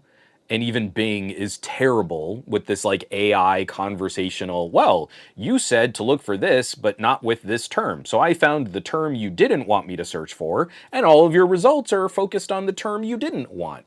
And Bing is useless now. Like, I can't use it for anything. Reddit was the place where I would still occasionally find some meaningful piece of information from a conversation that was archived like 3 years ago. Apparently, the value of all of that information on Reddit is $60 million. They burned so much goodwill. They shuttered all of those wonderful apps. They charged outrageous sums to developers for API access and then rolled over and gave one company complete and total access to everything on Reddit for $60 million. Dave, that's hilarious. Well, first, Aditya Anil, the data on Reddit is priceless. If anything, that 60 million is undervalued. Massively undervalued. Yup. Dave Burns, Reddit and Spez especially is super duper good at doing the business. He's doing business. He's making money. Because this is great, because it's also going to work out on both sides for them. Like, look, we made this one deal with this one content deal with this one company. We got $60 million. And you can like, oh, look, there are ways to generate income on this data. And then at the other side, they'll be like, oh, we only got 60 million off of this one data. I guess we better lay people off. Oh, wait, almost everyone is like a volunteer. It's so stupid. So yeah, I don't know what the Vegas odds are. If you can speculate, or I don't know, can you short an IPO? I'm really curious. Like, if I have like $1,000 just sitting in an account, can I short Reddit before Reddit really exists on the stock market? Don't do anything that I ever say on this podcast with any inkling of it being investment advice, because I don't play the stocks game. Another quick story from Tech Radar Pro, just something to keep an eye on. The headline is not helpful. Anywhere there's a camera, now there's a risk. Billions of users at risk of peeping toms. Scientists devise incredibly simple eavesdropping system costing only a few $100s. I've got the link to this. I want you to read through it. The long and short of it is we do a good job of trying to protect the actual data that goes from a camera to a computer. So the zeros and ones can be better protected. Obviously, there are ways you can compromise an operating system and get access to a laptop's camera, for example. But when we talk about camera and cybersecurity, we're often just thinking about literally the data that the computer can store coming from the camera. Turns out, the rest of the camera's electronics, not that secure. So literally, like, information from the lens and sensor can be intercepted because none of that is a hardened electronic protection, security setup. So read through this. If you're security conscious, like I use this really fancy camera as a web camera, but I also have a really fancy camera that I can put a lens cap on. Like, things like that might be a better, a good practice to get into moving forward, because we can apparently compromise the electronics of the camera before it's sending data as zeros and ones to the actual computer. And again, Tech Radar, Wayne Williams wrote that up. Yeah, it's getting pretty ugly. And then lastly, just another one to keep an eye on, because I'm really bullish on Windows laptops this year. This is from XDA, written up by Mustafa Wael. Qualcomm's exclusivity deal is about to end with some big implications for Windows on ARM. Qualcomm has been the sole chip provider for Windows on ARM solutions, and that looks like that's going to be expiring soon, and other companies are really anxious to jump into the mix. We know MediaTek was talking about their interest in making PC chips, and they've been making Chromebook, really, really good Chromebook chips for low-cost Chromebooks. And then also AMD could be making a play with their experience in designing chiplet-based CPUs and APUs for other systems like portable consoles. That could be opening up also. So when I say, like, I am still obviously reviewing a ton of phones and stuff, but this year I really want to get just a bit more of a foundation on my channel for mini PCs and for laptops. It's because I feel like over 2024 and through 2025, we could see a whole flurry of different price solutions at different options. And when we have competition with ARM solutions in Windows land and in Linux land and in Android land, that I think really helps open up those different options. Like, I'm not going to buy a Windows on ARM laptop that I can't replace the SSD. I have a Windows on ARM tablet, and if I want, I can replace the SSD. That should just be a thing I always have access to. So, or silly things too, like I've got this Vivo X100 Pro. The MediaTek in this X100 Pro benchmarks above the performance of a 12th gen i7 U series Intel CPU. And we can scoff and say, oh, but Intel CPUs are the worstest and they suck. That is still a remarkably powerful chip to put into a portable computing platform. And this is outperforming in benchmarks, is outperforming that 12th gen Intel on a passively cooled phone. So it's delivering a similar tier of performance at like 1/7 the battery draw.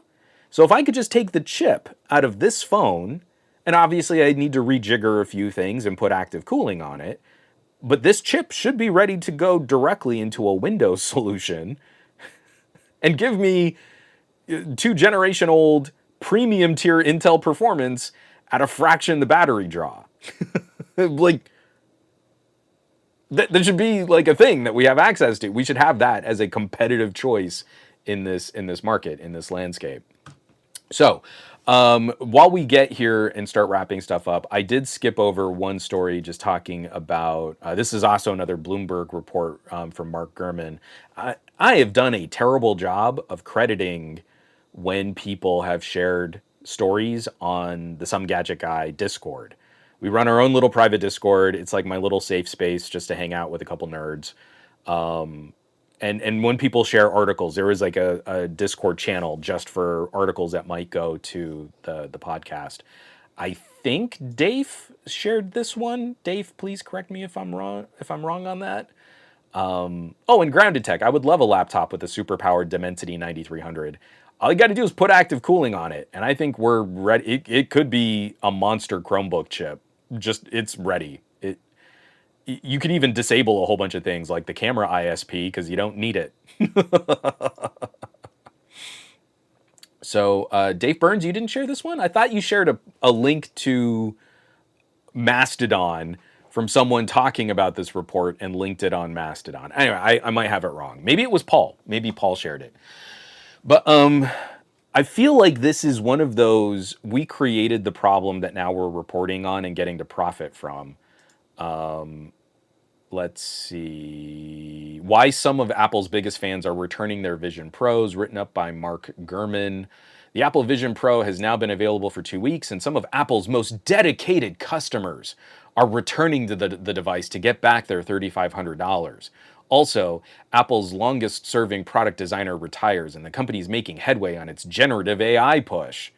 See, like, we've already like combined a bunch of like topical Apple stories.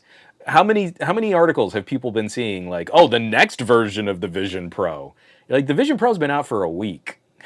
The return period is still valid from the first wave. I guess not today now. I think the return period just closed for the first wave of pre-orders.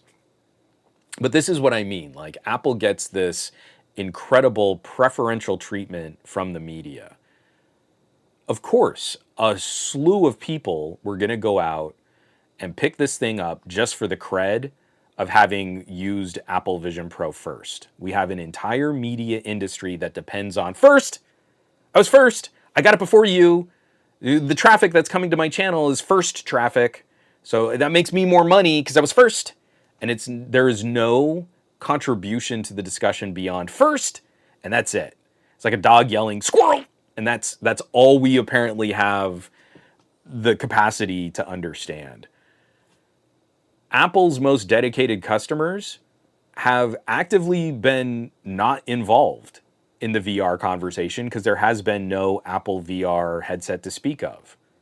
They're the worst metric for judging the success of a VR platform because Apple hasn't given them access to a VR platform. They were not earnest participants in VR and mixed reality before Apple got involved. So this is what's so frustrating is like I don't ever really want to defend Apple. They're a multi-trillion-dollar corporation. They don't need help. Their marketing is already infested in so many users' brains. But of course, there was going to be a wave of returns in that first week because those people were not earnestly interested in VR. They only wanted the tasty SEO clickbait of first trending topic SEO YouTube monetization. That's it. They're not going to contribute to this conversation. They're not developers looking to build the next generation of products and apps and services. They are a distraction from the conversation surrounding mixed reality. I have very strong feelings about Apple deliriously overpromising and under-delivering on a $3,500 consumer-facing headset. I also have pretty strong feelings that Apple has made a really sexy and interesting developer kit. That if you want to build future apps and services, a Vision Pro looks like an interesting platform to do that work on. But it is not a consumer-facing product. A Quest is a consumer-facing product with things to do on the Quest. And the capabilities of the Quest seem even more exciting now that we've seen what Apple has been able to do on a headset that costs 7 times more. So I have to preface my opinions on Quest and Vision Pro are heavily influenced by a handful of the VR enthusiasts that I like to follow. I'm not inclined to give Facebook any of my money or any of my data. I'm just not interested. If I were forced at gunpoint to buy a headset today, purely on the political reasons of how each of these companies do business, I would probably buy an HTC.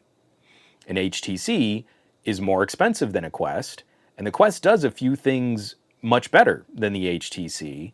But I also know HTC to date, and someone please correct me if we've discovered otherwise, the reason an HTC headset is more expensive than a Quest is because HTC isn't directly profiting off of user data, and they don't have the same entrenched store for after purchase software licensing.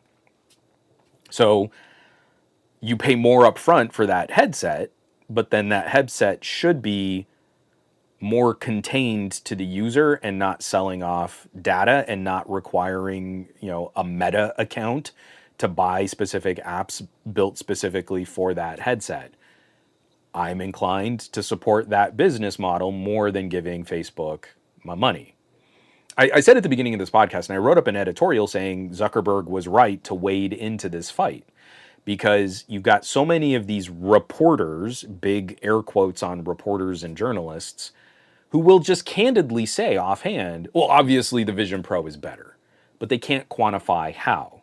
Setting a floating kitchen timer over a boiling pot of noodles is neat, but that doesn't give us the future of what we can do with mixed reality. Whereas Quest has got a whole slew of developers. They've got 20 million units out in the environment right now. Their sales are actually ticking up with the release of Vision Pro. I'm actually kind of surprised. I'm kind of happy to see that at least as one competitive outlook. But all of the people that are only interested in mixed reality now have no idea what a Quest can do because they've listened to Apple marketing. And Apple marketing makes you less educated on what technology really looks like. It's kind of like, back in the classic Comedy Central Daily Show days, you would read these studies like people who watch Fox News were less educated about politics than people who didn't watch any news at all. They were actively misinformed by what's going on. So if all you do is consume, if you're a diehard Apple fan and all you do is consume Apple marketing, you know less about what's going on with mixed reality than if you had watched no marketing or advertising at all. And this is one of the main points that I like to bring up. We did this in another podcast, and I just put it out there, like, off the top of your head, don't pull up another browser tab, but tell me everything you know about HTC's current headset. There's a vacuum of conversation around the current state of mixed reality. And people don't know what's going on, what these products are capable of doing, and why we've made some of the design decisions that we have. So I would like to take this as just a small opportunity to shout out. I really like the DLC podcast. That's Jeff Kanata, Christian Spicer. They do a weekly show about video games. And Jeff Kanata is a diehard VR enthusiast. I am not at his level, but I have been passionately interested in face computing for at least 12 years now. I've always been tangentially interested in putting a big old bucket on my head to play arcade games, and I loved going to those arcades that had those really rudimentary VR experiences. But especially over the last 12 years, for me, I believe the next important step is getting back into sleeker, smaller frames and heads-up displays. I don't think the future is fully realized RoboCop Terminator augmented reality. It's just, can I get more relevant information up at eye level when I need it? Jeff Kanata is way more interested in the fully immersive capabilities of virtual reality headsets transporting you into other worlds. So on the DLC podcast, they got a Vision Pro that is mandatory for their type of conversation to talk about these devices. And I feel like Jeff Kanata had some really insightful pros and cons on what the Vision Pro really is, what it might be capable of, and some of the huge glaring omissions that are currently falling because Apple is trying to do something different than what other mixed reality headsets are doing. Often that's good for Apple because you train a whole slew of Apple enthusiasts to only do things the Apple way, and they ignore the benefits of how another company might do another solution. With the Vision Pro, I feel like if you're coming at this from a VR enthusiast perspective, there's not a lot there. There's not a lot to really be excited about. There's a lot that walks you back from the capabilities and functionality that you've taken for granted on other VR and mixed reality headsets. And to me, this kind of plays out similarly to the first iPhone. When the first iPhone came out, I didn't like it. I was upset. I had these little Windows Mobile PDA phones. Clumsy, messy user interfaces, resistive touch screens. They weren't great user experiences, but they were so much more functional and capable and powerful than that iPhone. I could install apps before Apple let us install apps. I had 3G radios and connections while Apple was using a 2G radio. They were less expensive and had higher resolution displays, slider keyboards. I had all of these capabilities. And the iPhone took all of that functionality away to make a simpler, more streamlined device. And that proved successful for consumers that were kind of getting out of the era of sidekicks, right? Feature phones and communicator phones, stuff like that. That was at a formative time where consumers didn't want smartphones. When I had PDAs, people would make fun of me. Why do you always need to have a computer with you? Don't you ever want to unplug? What's the deal? Oh, you want to check your email whenever you want. That was like a common pushback against this idea of having a powerful pocket computer. It was a geeky, nerdy thing to have. It wasn't cool. And Apple made it cool, and that's fine. But Apple made it cool by removing so much of the functionality that I loved having in my pocket. And it took Android years to replace that. I did not jump on the first generation of Android hardware because it was so much less capable than my little Windows Mobile devices. I had an HTC Touch Slider Pro with the QWERTY keyboard, and that HTC Dream, Not a good replacement. No, I did not like that first Android G1. That was a terrible phone compared to what I could do on Windows Mobile in the day. It was prettier, but it wasn't more functional. It was less functional. Muppinish. I demand more slider phones. Me too. It's also one of the reasons why I liked the Duo. Is it wasn't a slider, but you had one whole screen dedicated to content and this huge keyboard underneath. It was so great. So I'm rambling here. Apologies. I know we kind of wanted to talk about some other stuff, and we've got that Xiaomi 14 teaser we should probably watch just as we close this all out. But like the conversation on VR is not the same as the conversation on phones. There was a tipping point in feature phones that got people interested in having an iPod, a web browser, and the ability to check your email in one device. Vision Pro isn't bringing us that same critical disruption that the iPhone brought us. It is not a like conversation. And it is not shocking that people are returning their Vision Pros because they weren't earnestly interested in VR or MR before. Now we have an opportunity for developers to really lead the discussion on future location-aware applications and incorporating those into more streamlined devices that consumers can more comfortably wear. But that's not, that just further verifies the Vision Pro is not a consumer-facing product. It is a developer kit, just like HoloLens was a developer kit. You can go and buy it if you just want to buy it and play with some of the stuff that other developers make, but that's not the point of a developer kit. And now I feel we can have a more earnest, a more honest conversation about this as a platform and what we can do moving forward. The next Vision Pro will get rid of so many of these gimmicks, and it will probably be a more traditional mixed reality headset. But this is silly for us to be like, oh, it's the most amazing thing in VR, and oh, now people are returning it. Why are they returning it? And like, because we've created a media landscape that exists solely to occupy first. And it doesn't bring nuanced conversation or any factual reporting. It's only confirmation bias. If you're an Apple fan, you're gonna love it. And if you're not an Apple fan, you're gonna give us hate traffic when we say that Apple is the best. It's all rage bait at this point. And every company that is making a solution for a product that competes against Apple, you are going to die in this media landscape if you don't lead the conversation about your products. I don't like Mark Zuckerberg. I love that he went out there and said, no, we think this is the best. We're excited about what we're making, and we think we've made the best consumer solution for people to really use. Can't tell me anything about an HTC headset. HTC isn't out there. HTC isn't leading the conversation on their products. HTC is invisible right now. It happened to LG smartphones. No marketing, no consistent relationship with consumers, no conversation. Launch the phone, wait for it to hit fire sale, sell out that stock. Hopefully next year, maybe next year they'll get better. Oh wait, LG stopped making smartphones. If anyone has some kind of communication with HTC, let them know, hey, you missed out.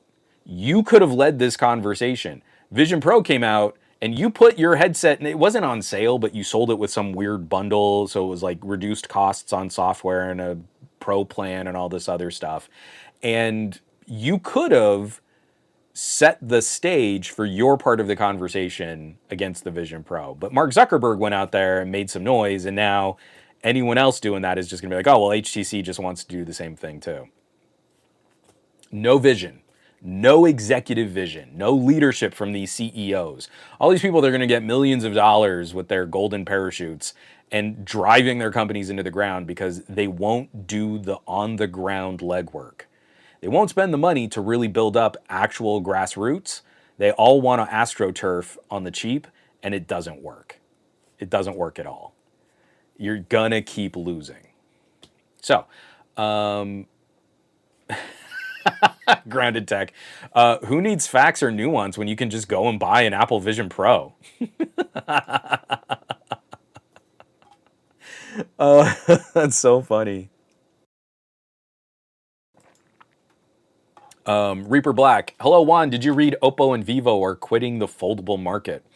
I am very nervous about this. I am not surprised that Oppo would take a look at the vast majority of sales going to flip style devices and say, yeah, I don't think we need to keep making mini folding tablets. I mean, I want to say it's something ridiculous like the Galaxy Z Flip by itself is responsible for like, someone please check my numbers on this. I want to say that one phone line by itself is responsible for like 60% of all folding screen sales. And you're like, yeah, the flip style makes a lot of sense to consumers. They understand it immediately better, and you don't have all the teething pains of trying to convince someone that they should also have a tablet. Right? You have a double thick phone that turns into a tablet. Well, what can I do on tablets? And then you go on YouTube and it's a bunch of people with like 10 million subscribers going, tablets are useless except for the iPad. They're just solutions in search of problems. And then the consumer goes, I guess I don't need a tablet. I'll get the phone that flips like a little clamshell instead. So I would not be surprised if Oppo decides, hey, yeah, we don't need to keep spending money on this folding tablet idea and they walk away. I would be sad because the Open has turned into one of the nicest surprises over the last year. I just keep coming back to the Open as a just a great computer in my pocket, and it tickles my brain in some of the same ways that I absolutely loved my Surface Duo. But I can't fault the company for not wanting to keep, like bashing their head against the wall if folding tablets aren't selling. So we haven't done a good job of educating consumers. And these companies are responsible for that. They are responsible for the messaging that they put out and the relationship they have with their customers. But at the same time, we have a tech press that isn't helping either. So there's like, I guess you buy a Galaxy Z Fold because Samsung makes the most money in search for our video channel, so we'll only talk about that one with any regularity or consistency. And it's a shame. I think there are some really good ideas that we still need to explore.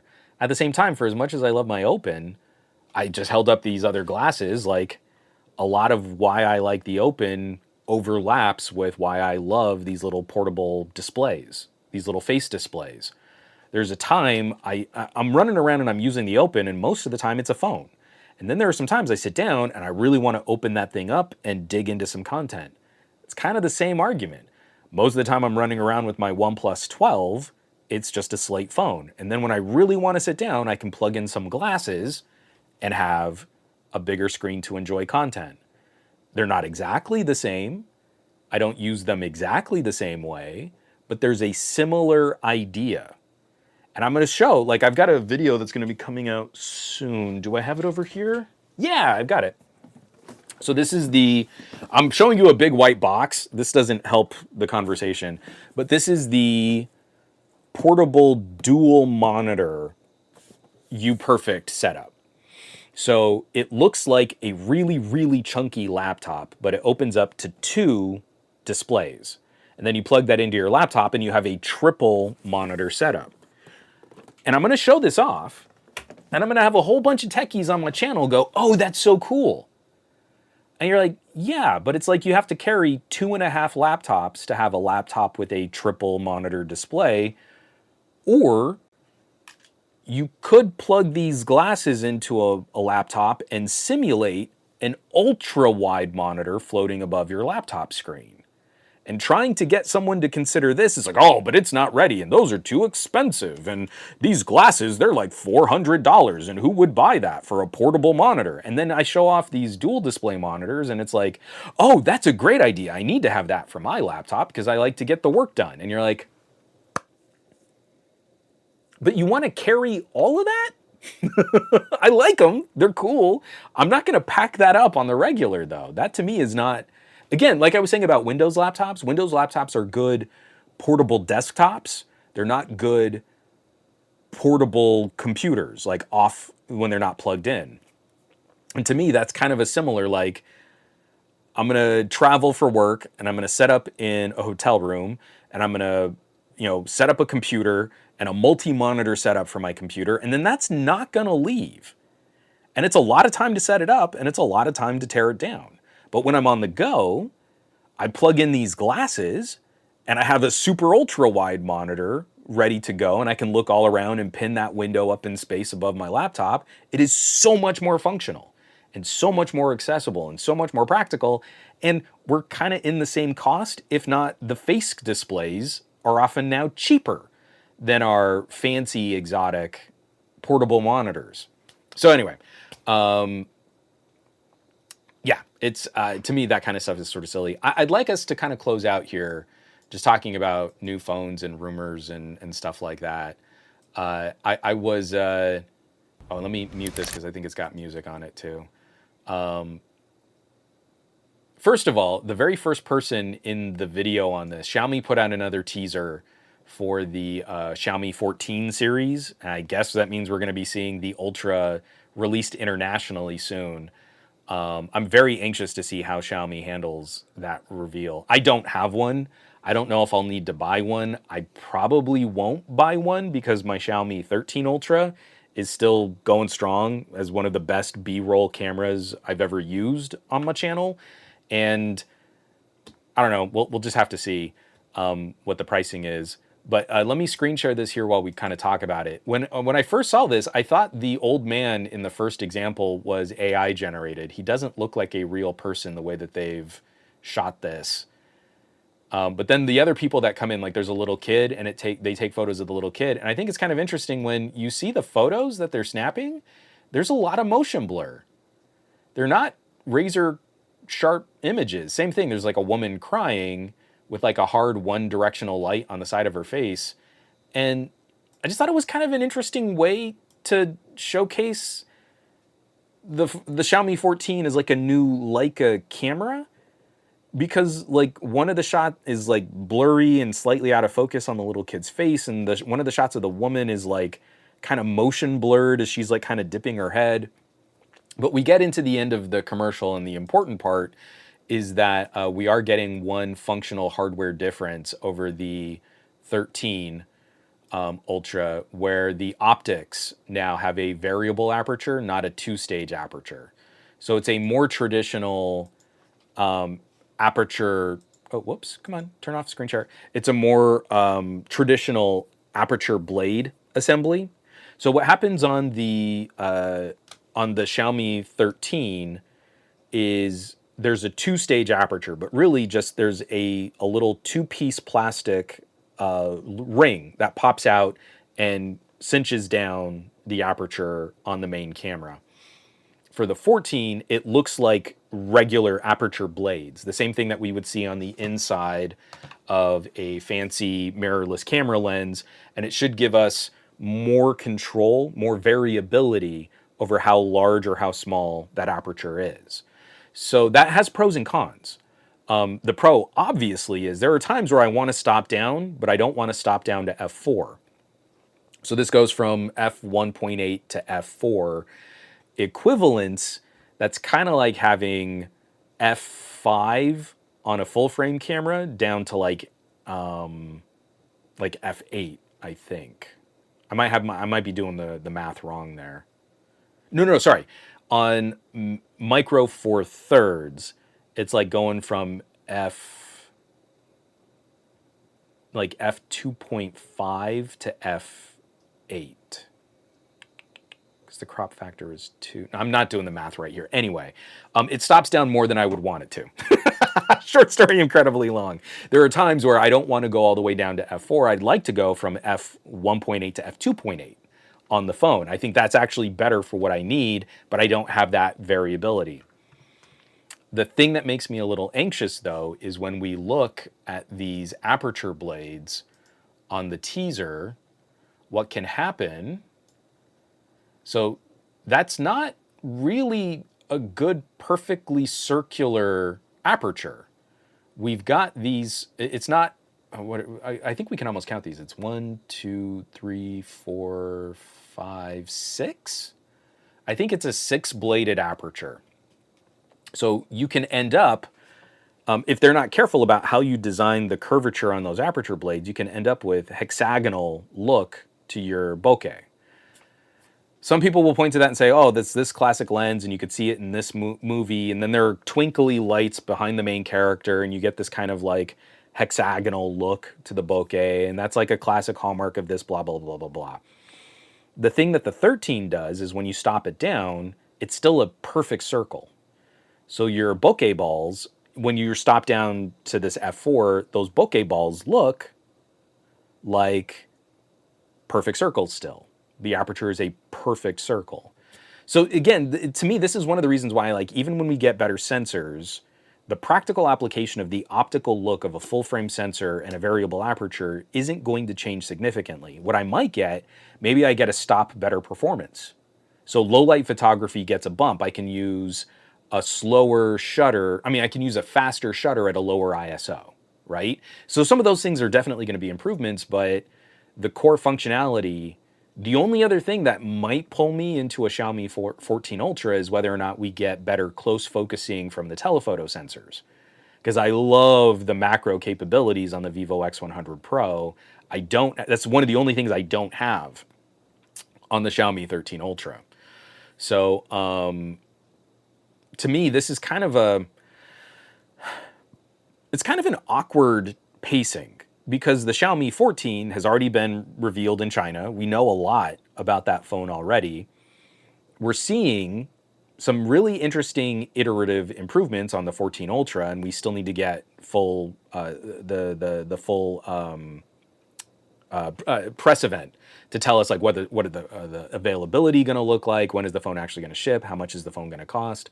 All of that stuff still needs to kind of come out, and it doesn't seem like the 14 Pro is going to get an international release. So I think Xiaomi is testing the waters. Can we sell our most expensive phone out in Europe? Can we sell our most expensive phone maybe in India? Instead of, well, we'll keep our most expensive phone just for China. And I wonder if this is going to spur on Vivo to maybe do something similar. Like if we get a Vivo Pro Plus, is that going to make it outside of China? Will that eventually be sold in the EU? So again, it was just a cute little teaser, but I felt it was like a really odd way to demonstrate a feature ahead of the actual phone's release. And it brings some concerns. Ultimately, I think that is a cool upgrade. I think that is a cool feature improvement. Huawei has already been showing us that that kind of stuff can work really well. I'm anxious to see how it plays out on a 1-inch type sensor, and whether or not that contributes to my content creation capabilities more than their 2-stage aperture can. But it's a lot of unknowns for a phone that I don't think is going to be as big of an upgrade. Like going from the Mi 11 Ultra to the Xiaomi 12S Ultra. The Xiaomi 12S Ultra is still such a monster camera phone performer that I still keep it on my desk and regularly use it. It's that good. These camera sensors and optics and lenses are fantastic. And especially if you're used to North American phones, like the Xiaomi 12S Ultra, in all aspects of the phone, is a phone that can still handily go head to head with my Pixel 8 Pro and win a lot of the comparison points against my Pixel 8 Pro. I was not expecting the move from 12S. I was not expecting the move from the 12 Ultra to the 13 Ultra to be as big a deal as it was. And then it turned out like this was a huge upgrade, and I'm really glad I was getting to play with both. I am skeptical that the upgrade from the 13 Ultra to the 14 Ultra will feel as substantial, but I'm hoping I'm wrong. I'm hoping Xiaomi comes out and says, oh, by the way, you can do this and that, and now here's this amazing capability. And then I go, shoot, I guess I'm going to buy one less laptop this year because I absolutely need to buy a Xiaomi 14 Ultra.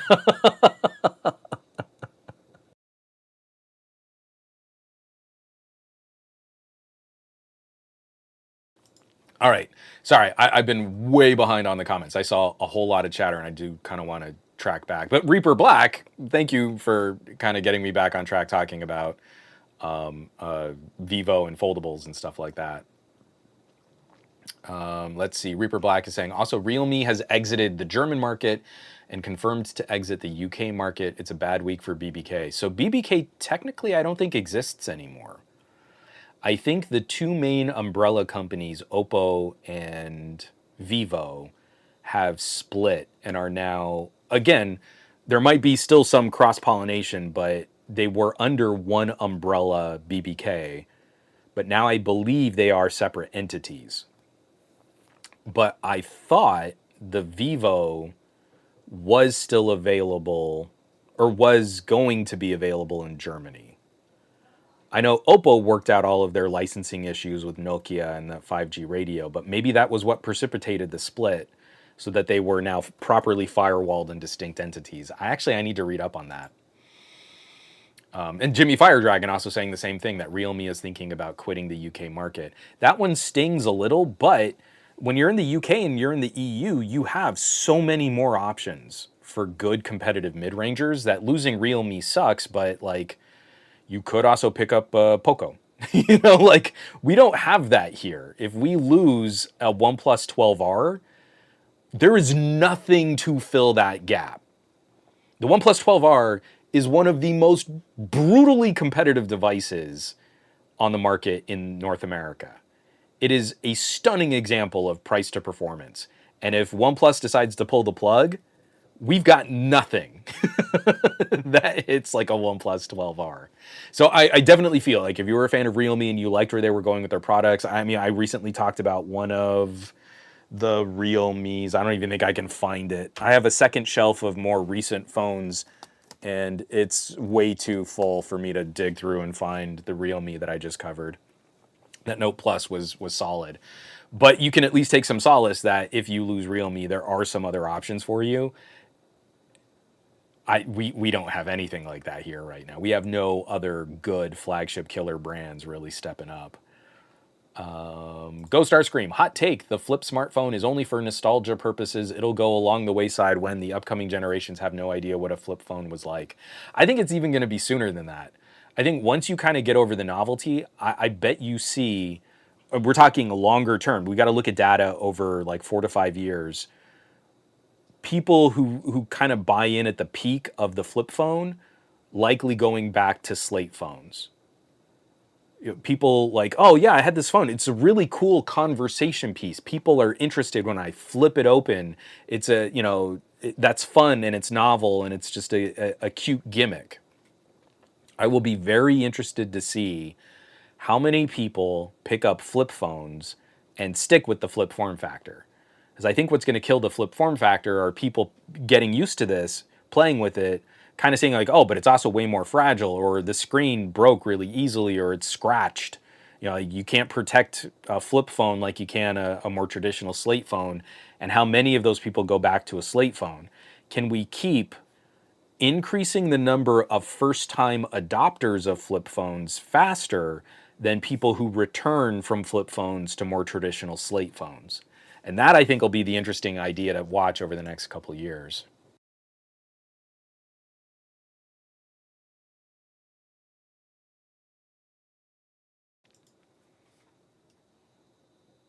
From Muppinish, my initial thought when I tried my X-Real glasses was, damn, I would love a QWERTY keyboard on my phone for this too. It's yeah, like being able to flick out, like have a slider keyboard kind of type. You've got like your displays and stuff going on. But now having used these heads-up displays, having used these face displays with like a laptop, a tablet, a smartphone, being able to like quickly kind of move back and forth between all of these. My little Bluetooth keyboard has been getting a lot more action lately, where it's like, I don't want to have to like take my eyes off the screen to kind of like look down at a keyboard or hold a phone. And then I've got like my little flip out Bluetooth keyboard and I'm just plugged in, got a mouse doing all this kind of stuff. I love it. It's really great.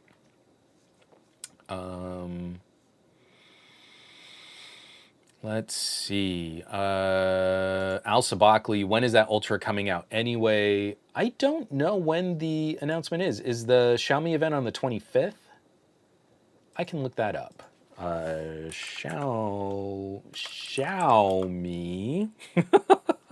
14 series keynote.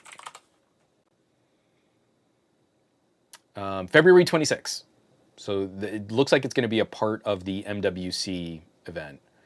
But the Xiaomi 14 and 14 Pro were released back in December. So we know what the 14 can do. But it looks like the Ultra is going to be the big part of their MWC coverage and their keynote there too. Let's see. From Nation One, are you going to try and get your hands on a Nothing 2A? Have you ever used a Nothing phone? I held the first Nothing phone for an hour. And that is the only experience I've had with Nothing. And increasingly, I've not seen a whole lot that makes me feel I desperately need to live with one of these phones and cover it. And the few parts of these conversations that I feel have crept up that could have been interesting have turned out to not be interesting. Things like, well, we'll partner with this other app developer to give you a messenger that sort of acts like blue bubbles in an iMessage thread. And then that turned out to not be a good idea. So I would like to see what Nothing can do beyond some of the surface level or novelty level things. You know, I'm like such a nuts and bolts reviewer. I don't really care about the aesthetic or the back of a phone. I think the back of the OnePlus 12 looks fine. But the reason why I'm interested in the back of the OnePlus 12 is for the cameras and for OnePlus's new antenna assembly. I think that is more interesting to talk about than like what glyphs can do, because I'm the kind of guy who wears a smartwatch to filter all of my notifications and alerts and to reply to messages, and I want to get rid of my smartwatch to get a pair of glasses. I want focals by North back so I can have a better streamlined eye-level interaction with my data.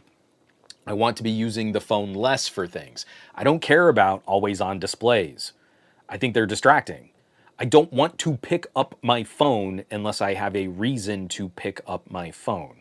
My watch is an okay gatekeeper for that, but I want a better gatekeeper for that. So a lot of what Nothing is bringing to the table doesn't really apply to me because it's the kind of things I'm trying to get away from using my phone to do. I think phones are miserably bad at notifications and alerts. And it's part of the reason why we have this kind of toxic relationship with our phone, this crackberry. I just saw a flashing light on my phone. I better stop what I'm doing over here on my ultra wide monitor and pick up my phone.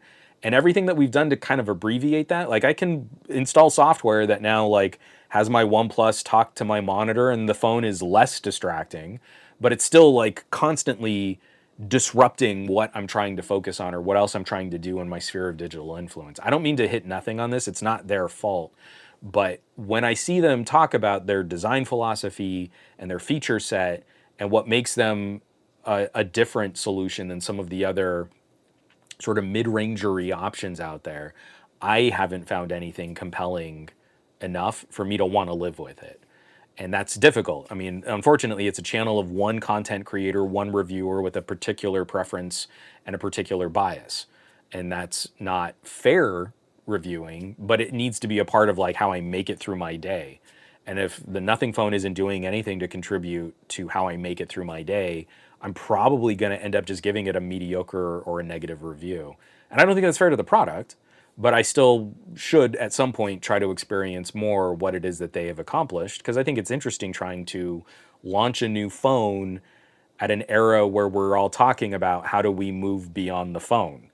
There is still an interesting conversation to be had there that I have not contributed to. Sorry. Let me get this out of the way. Oh, Bionic Scoop. Yeah, I messed with a heart-shaped iris before. It's odd. I did that once in a photography class.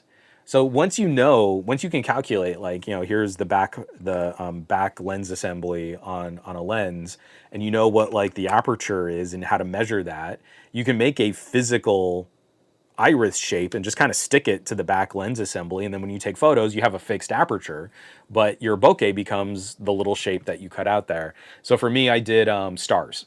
I did star-shaped bokeh on a photography project, shooting film, and only one shot out of an entire roll of film worked. But it was fun to mess with, and you can do that today. In fact, now I think you can order inserts that can go on to your back lens assemblies and just kind of force that bokeh. When you do it on purpose or you do it with purpose, I think it's really cool. Somewhere in a box, I still have the older Canon 50mm f1.8. That's the plastic fantastic, and that had a 5-bladed aperture, where you caught these hard pentagonal bokeh balls. Like even when you opened it full wide, the blades were like flat, like pointed pentagons, and you couldn't get a soft bokeh ball out of that thing. So that's why I'm a little anxious, like what we might see from a bladed variable aperture on the Xiaomi 14. Is I do like the bokeh quality. Even when you stop down on the Xiaomi 13 Ultra, it still is perfectly circular. It's a kind of a pretty bokeh for a phone. Yeah, I'm very impressed because we're talking about such tiny little optics and tiny little aperture rings that it does kind of matter to the composition, optical quality of what you can shoot from a phone. And it's why I get even more increasingly frustrated with camera guys that complain about phone cameras. Oh, phone camera, who's going to do anything with a phone? I shoot with Hasselblad Mamiya digital back full micro 4 medium format. You're like, okay, cool. But you're missing out on some really cool cameras. I'm way behind on the comments. Oh, Michael Corcoran. Yeah, if the foldable market dies, Gadget Goddess, Shane Craig, Mr. Mobile, they will all be sad if foldables die. I will too. I still think dual display has a place at the table. There are still times, like I've got both of the duos right above my head. You can kind of see, like over this ear, right there, right there. There's an Excelsior, and then there's my composition notebook skinned Duo 1. There is an interesting idea there, and there is a functionality and a practicality to having more real estate on something that can fold up and fit in your pocket. But I think these companies have done a miserable job of communicating that to consumers. Samsung has actually done the best job of all of these companies in highlighting some practical use case scenarios in their ads, featuring real live humans opening and using these products in ways that kind of make sense. But they're not really driving any more of a conversation beyond that. They've kind of put these things out there as these aspirational halo products, but they haven't put boots on the ground. They haven't put a Samsung employee in a Best Buy to host all day. Hey, come and do that. Hey, you're walking by. You're walking over to the Apple section. Do you want to see a real futuristic phone that turns into an iPad? Like they're not doing the legwork. They're trying to rest on the laurels of the brand reputation, just telling people this is the future. Well, what can you do with it? And if we're going to be critical of like a $2,000 folding mini tablet phone, I feel like we should be even more critical of a $3,500 mixed reality developer kit headset. But I digress. But I wouldn't be surprised if a number of these companies say, like, if we put all this money into it, all this R&D, consumers aren't getting on board, maybe we should walk away. It's a failure of their own making. They did not appropriately find the audience, reach out to them, educate them, and get them on board this idea. And maybe a Google will fill that role and say, hey, we at Google have a vested interest in getting Android into more tablets.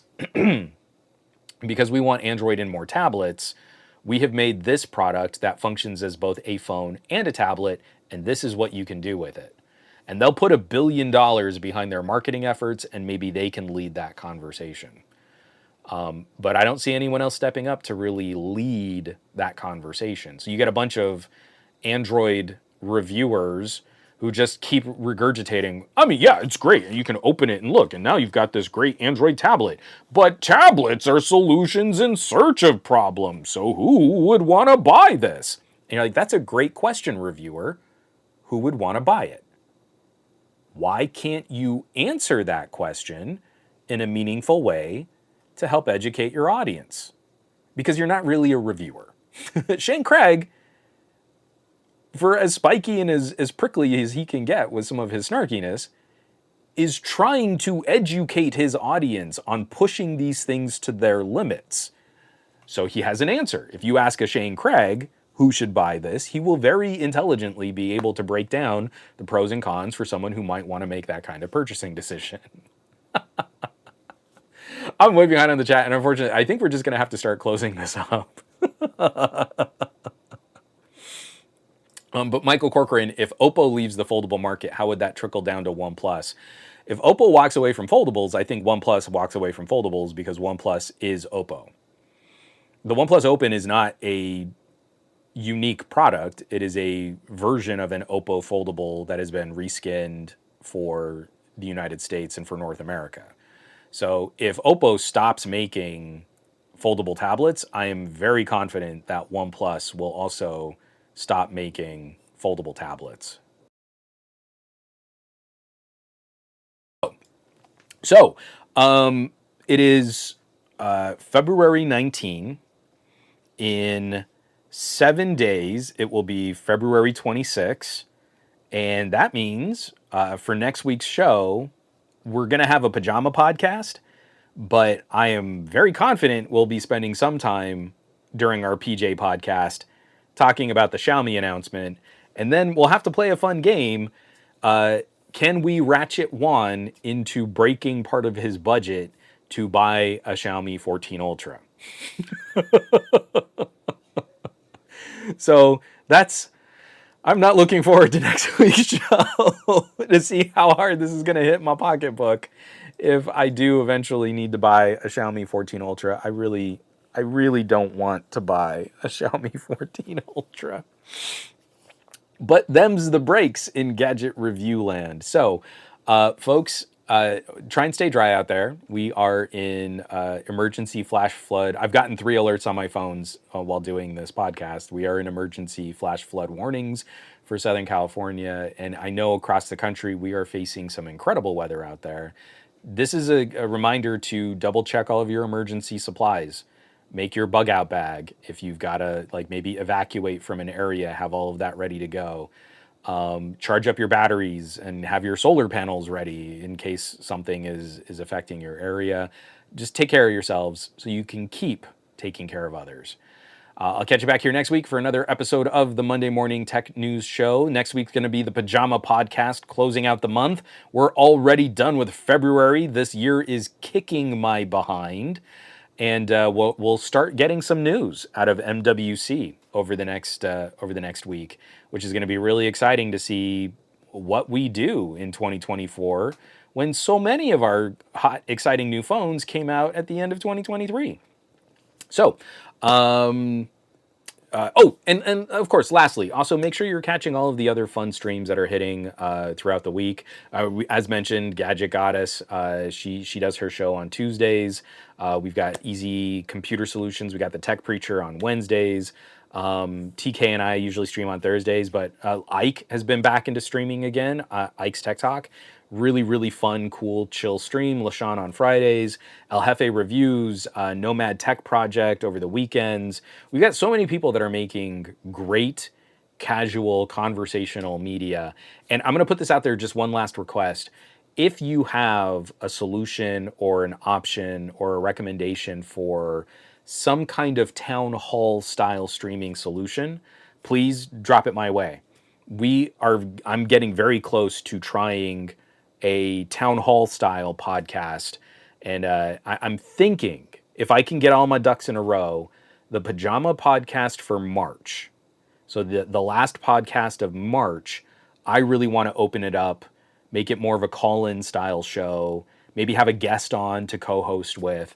I'm going to try to work my butt off to get that in place for next month's pajama podcast. So stay safe, be well, take care of yourselves. I'll catch you back here next week. I love you all.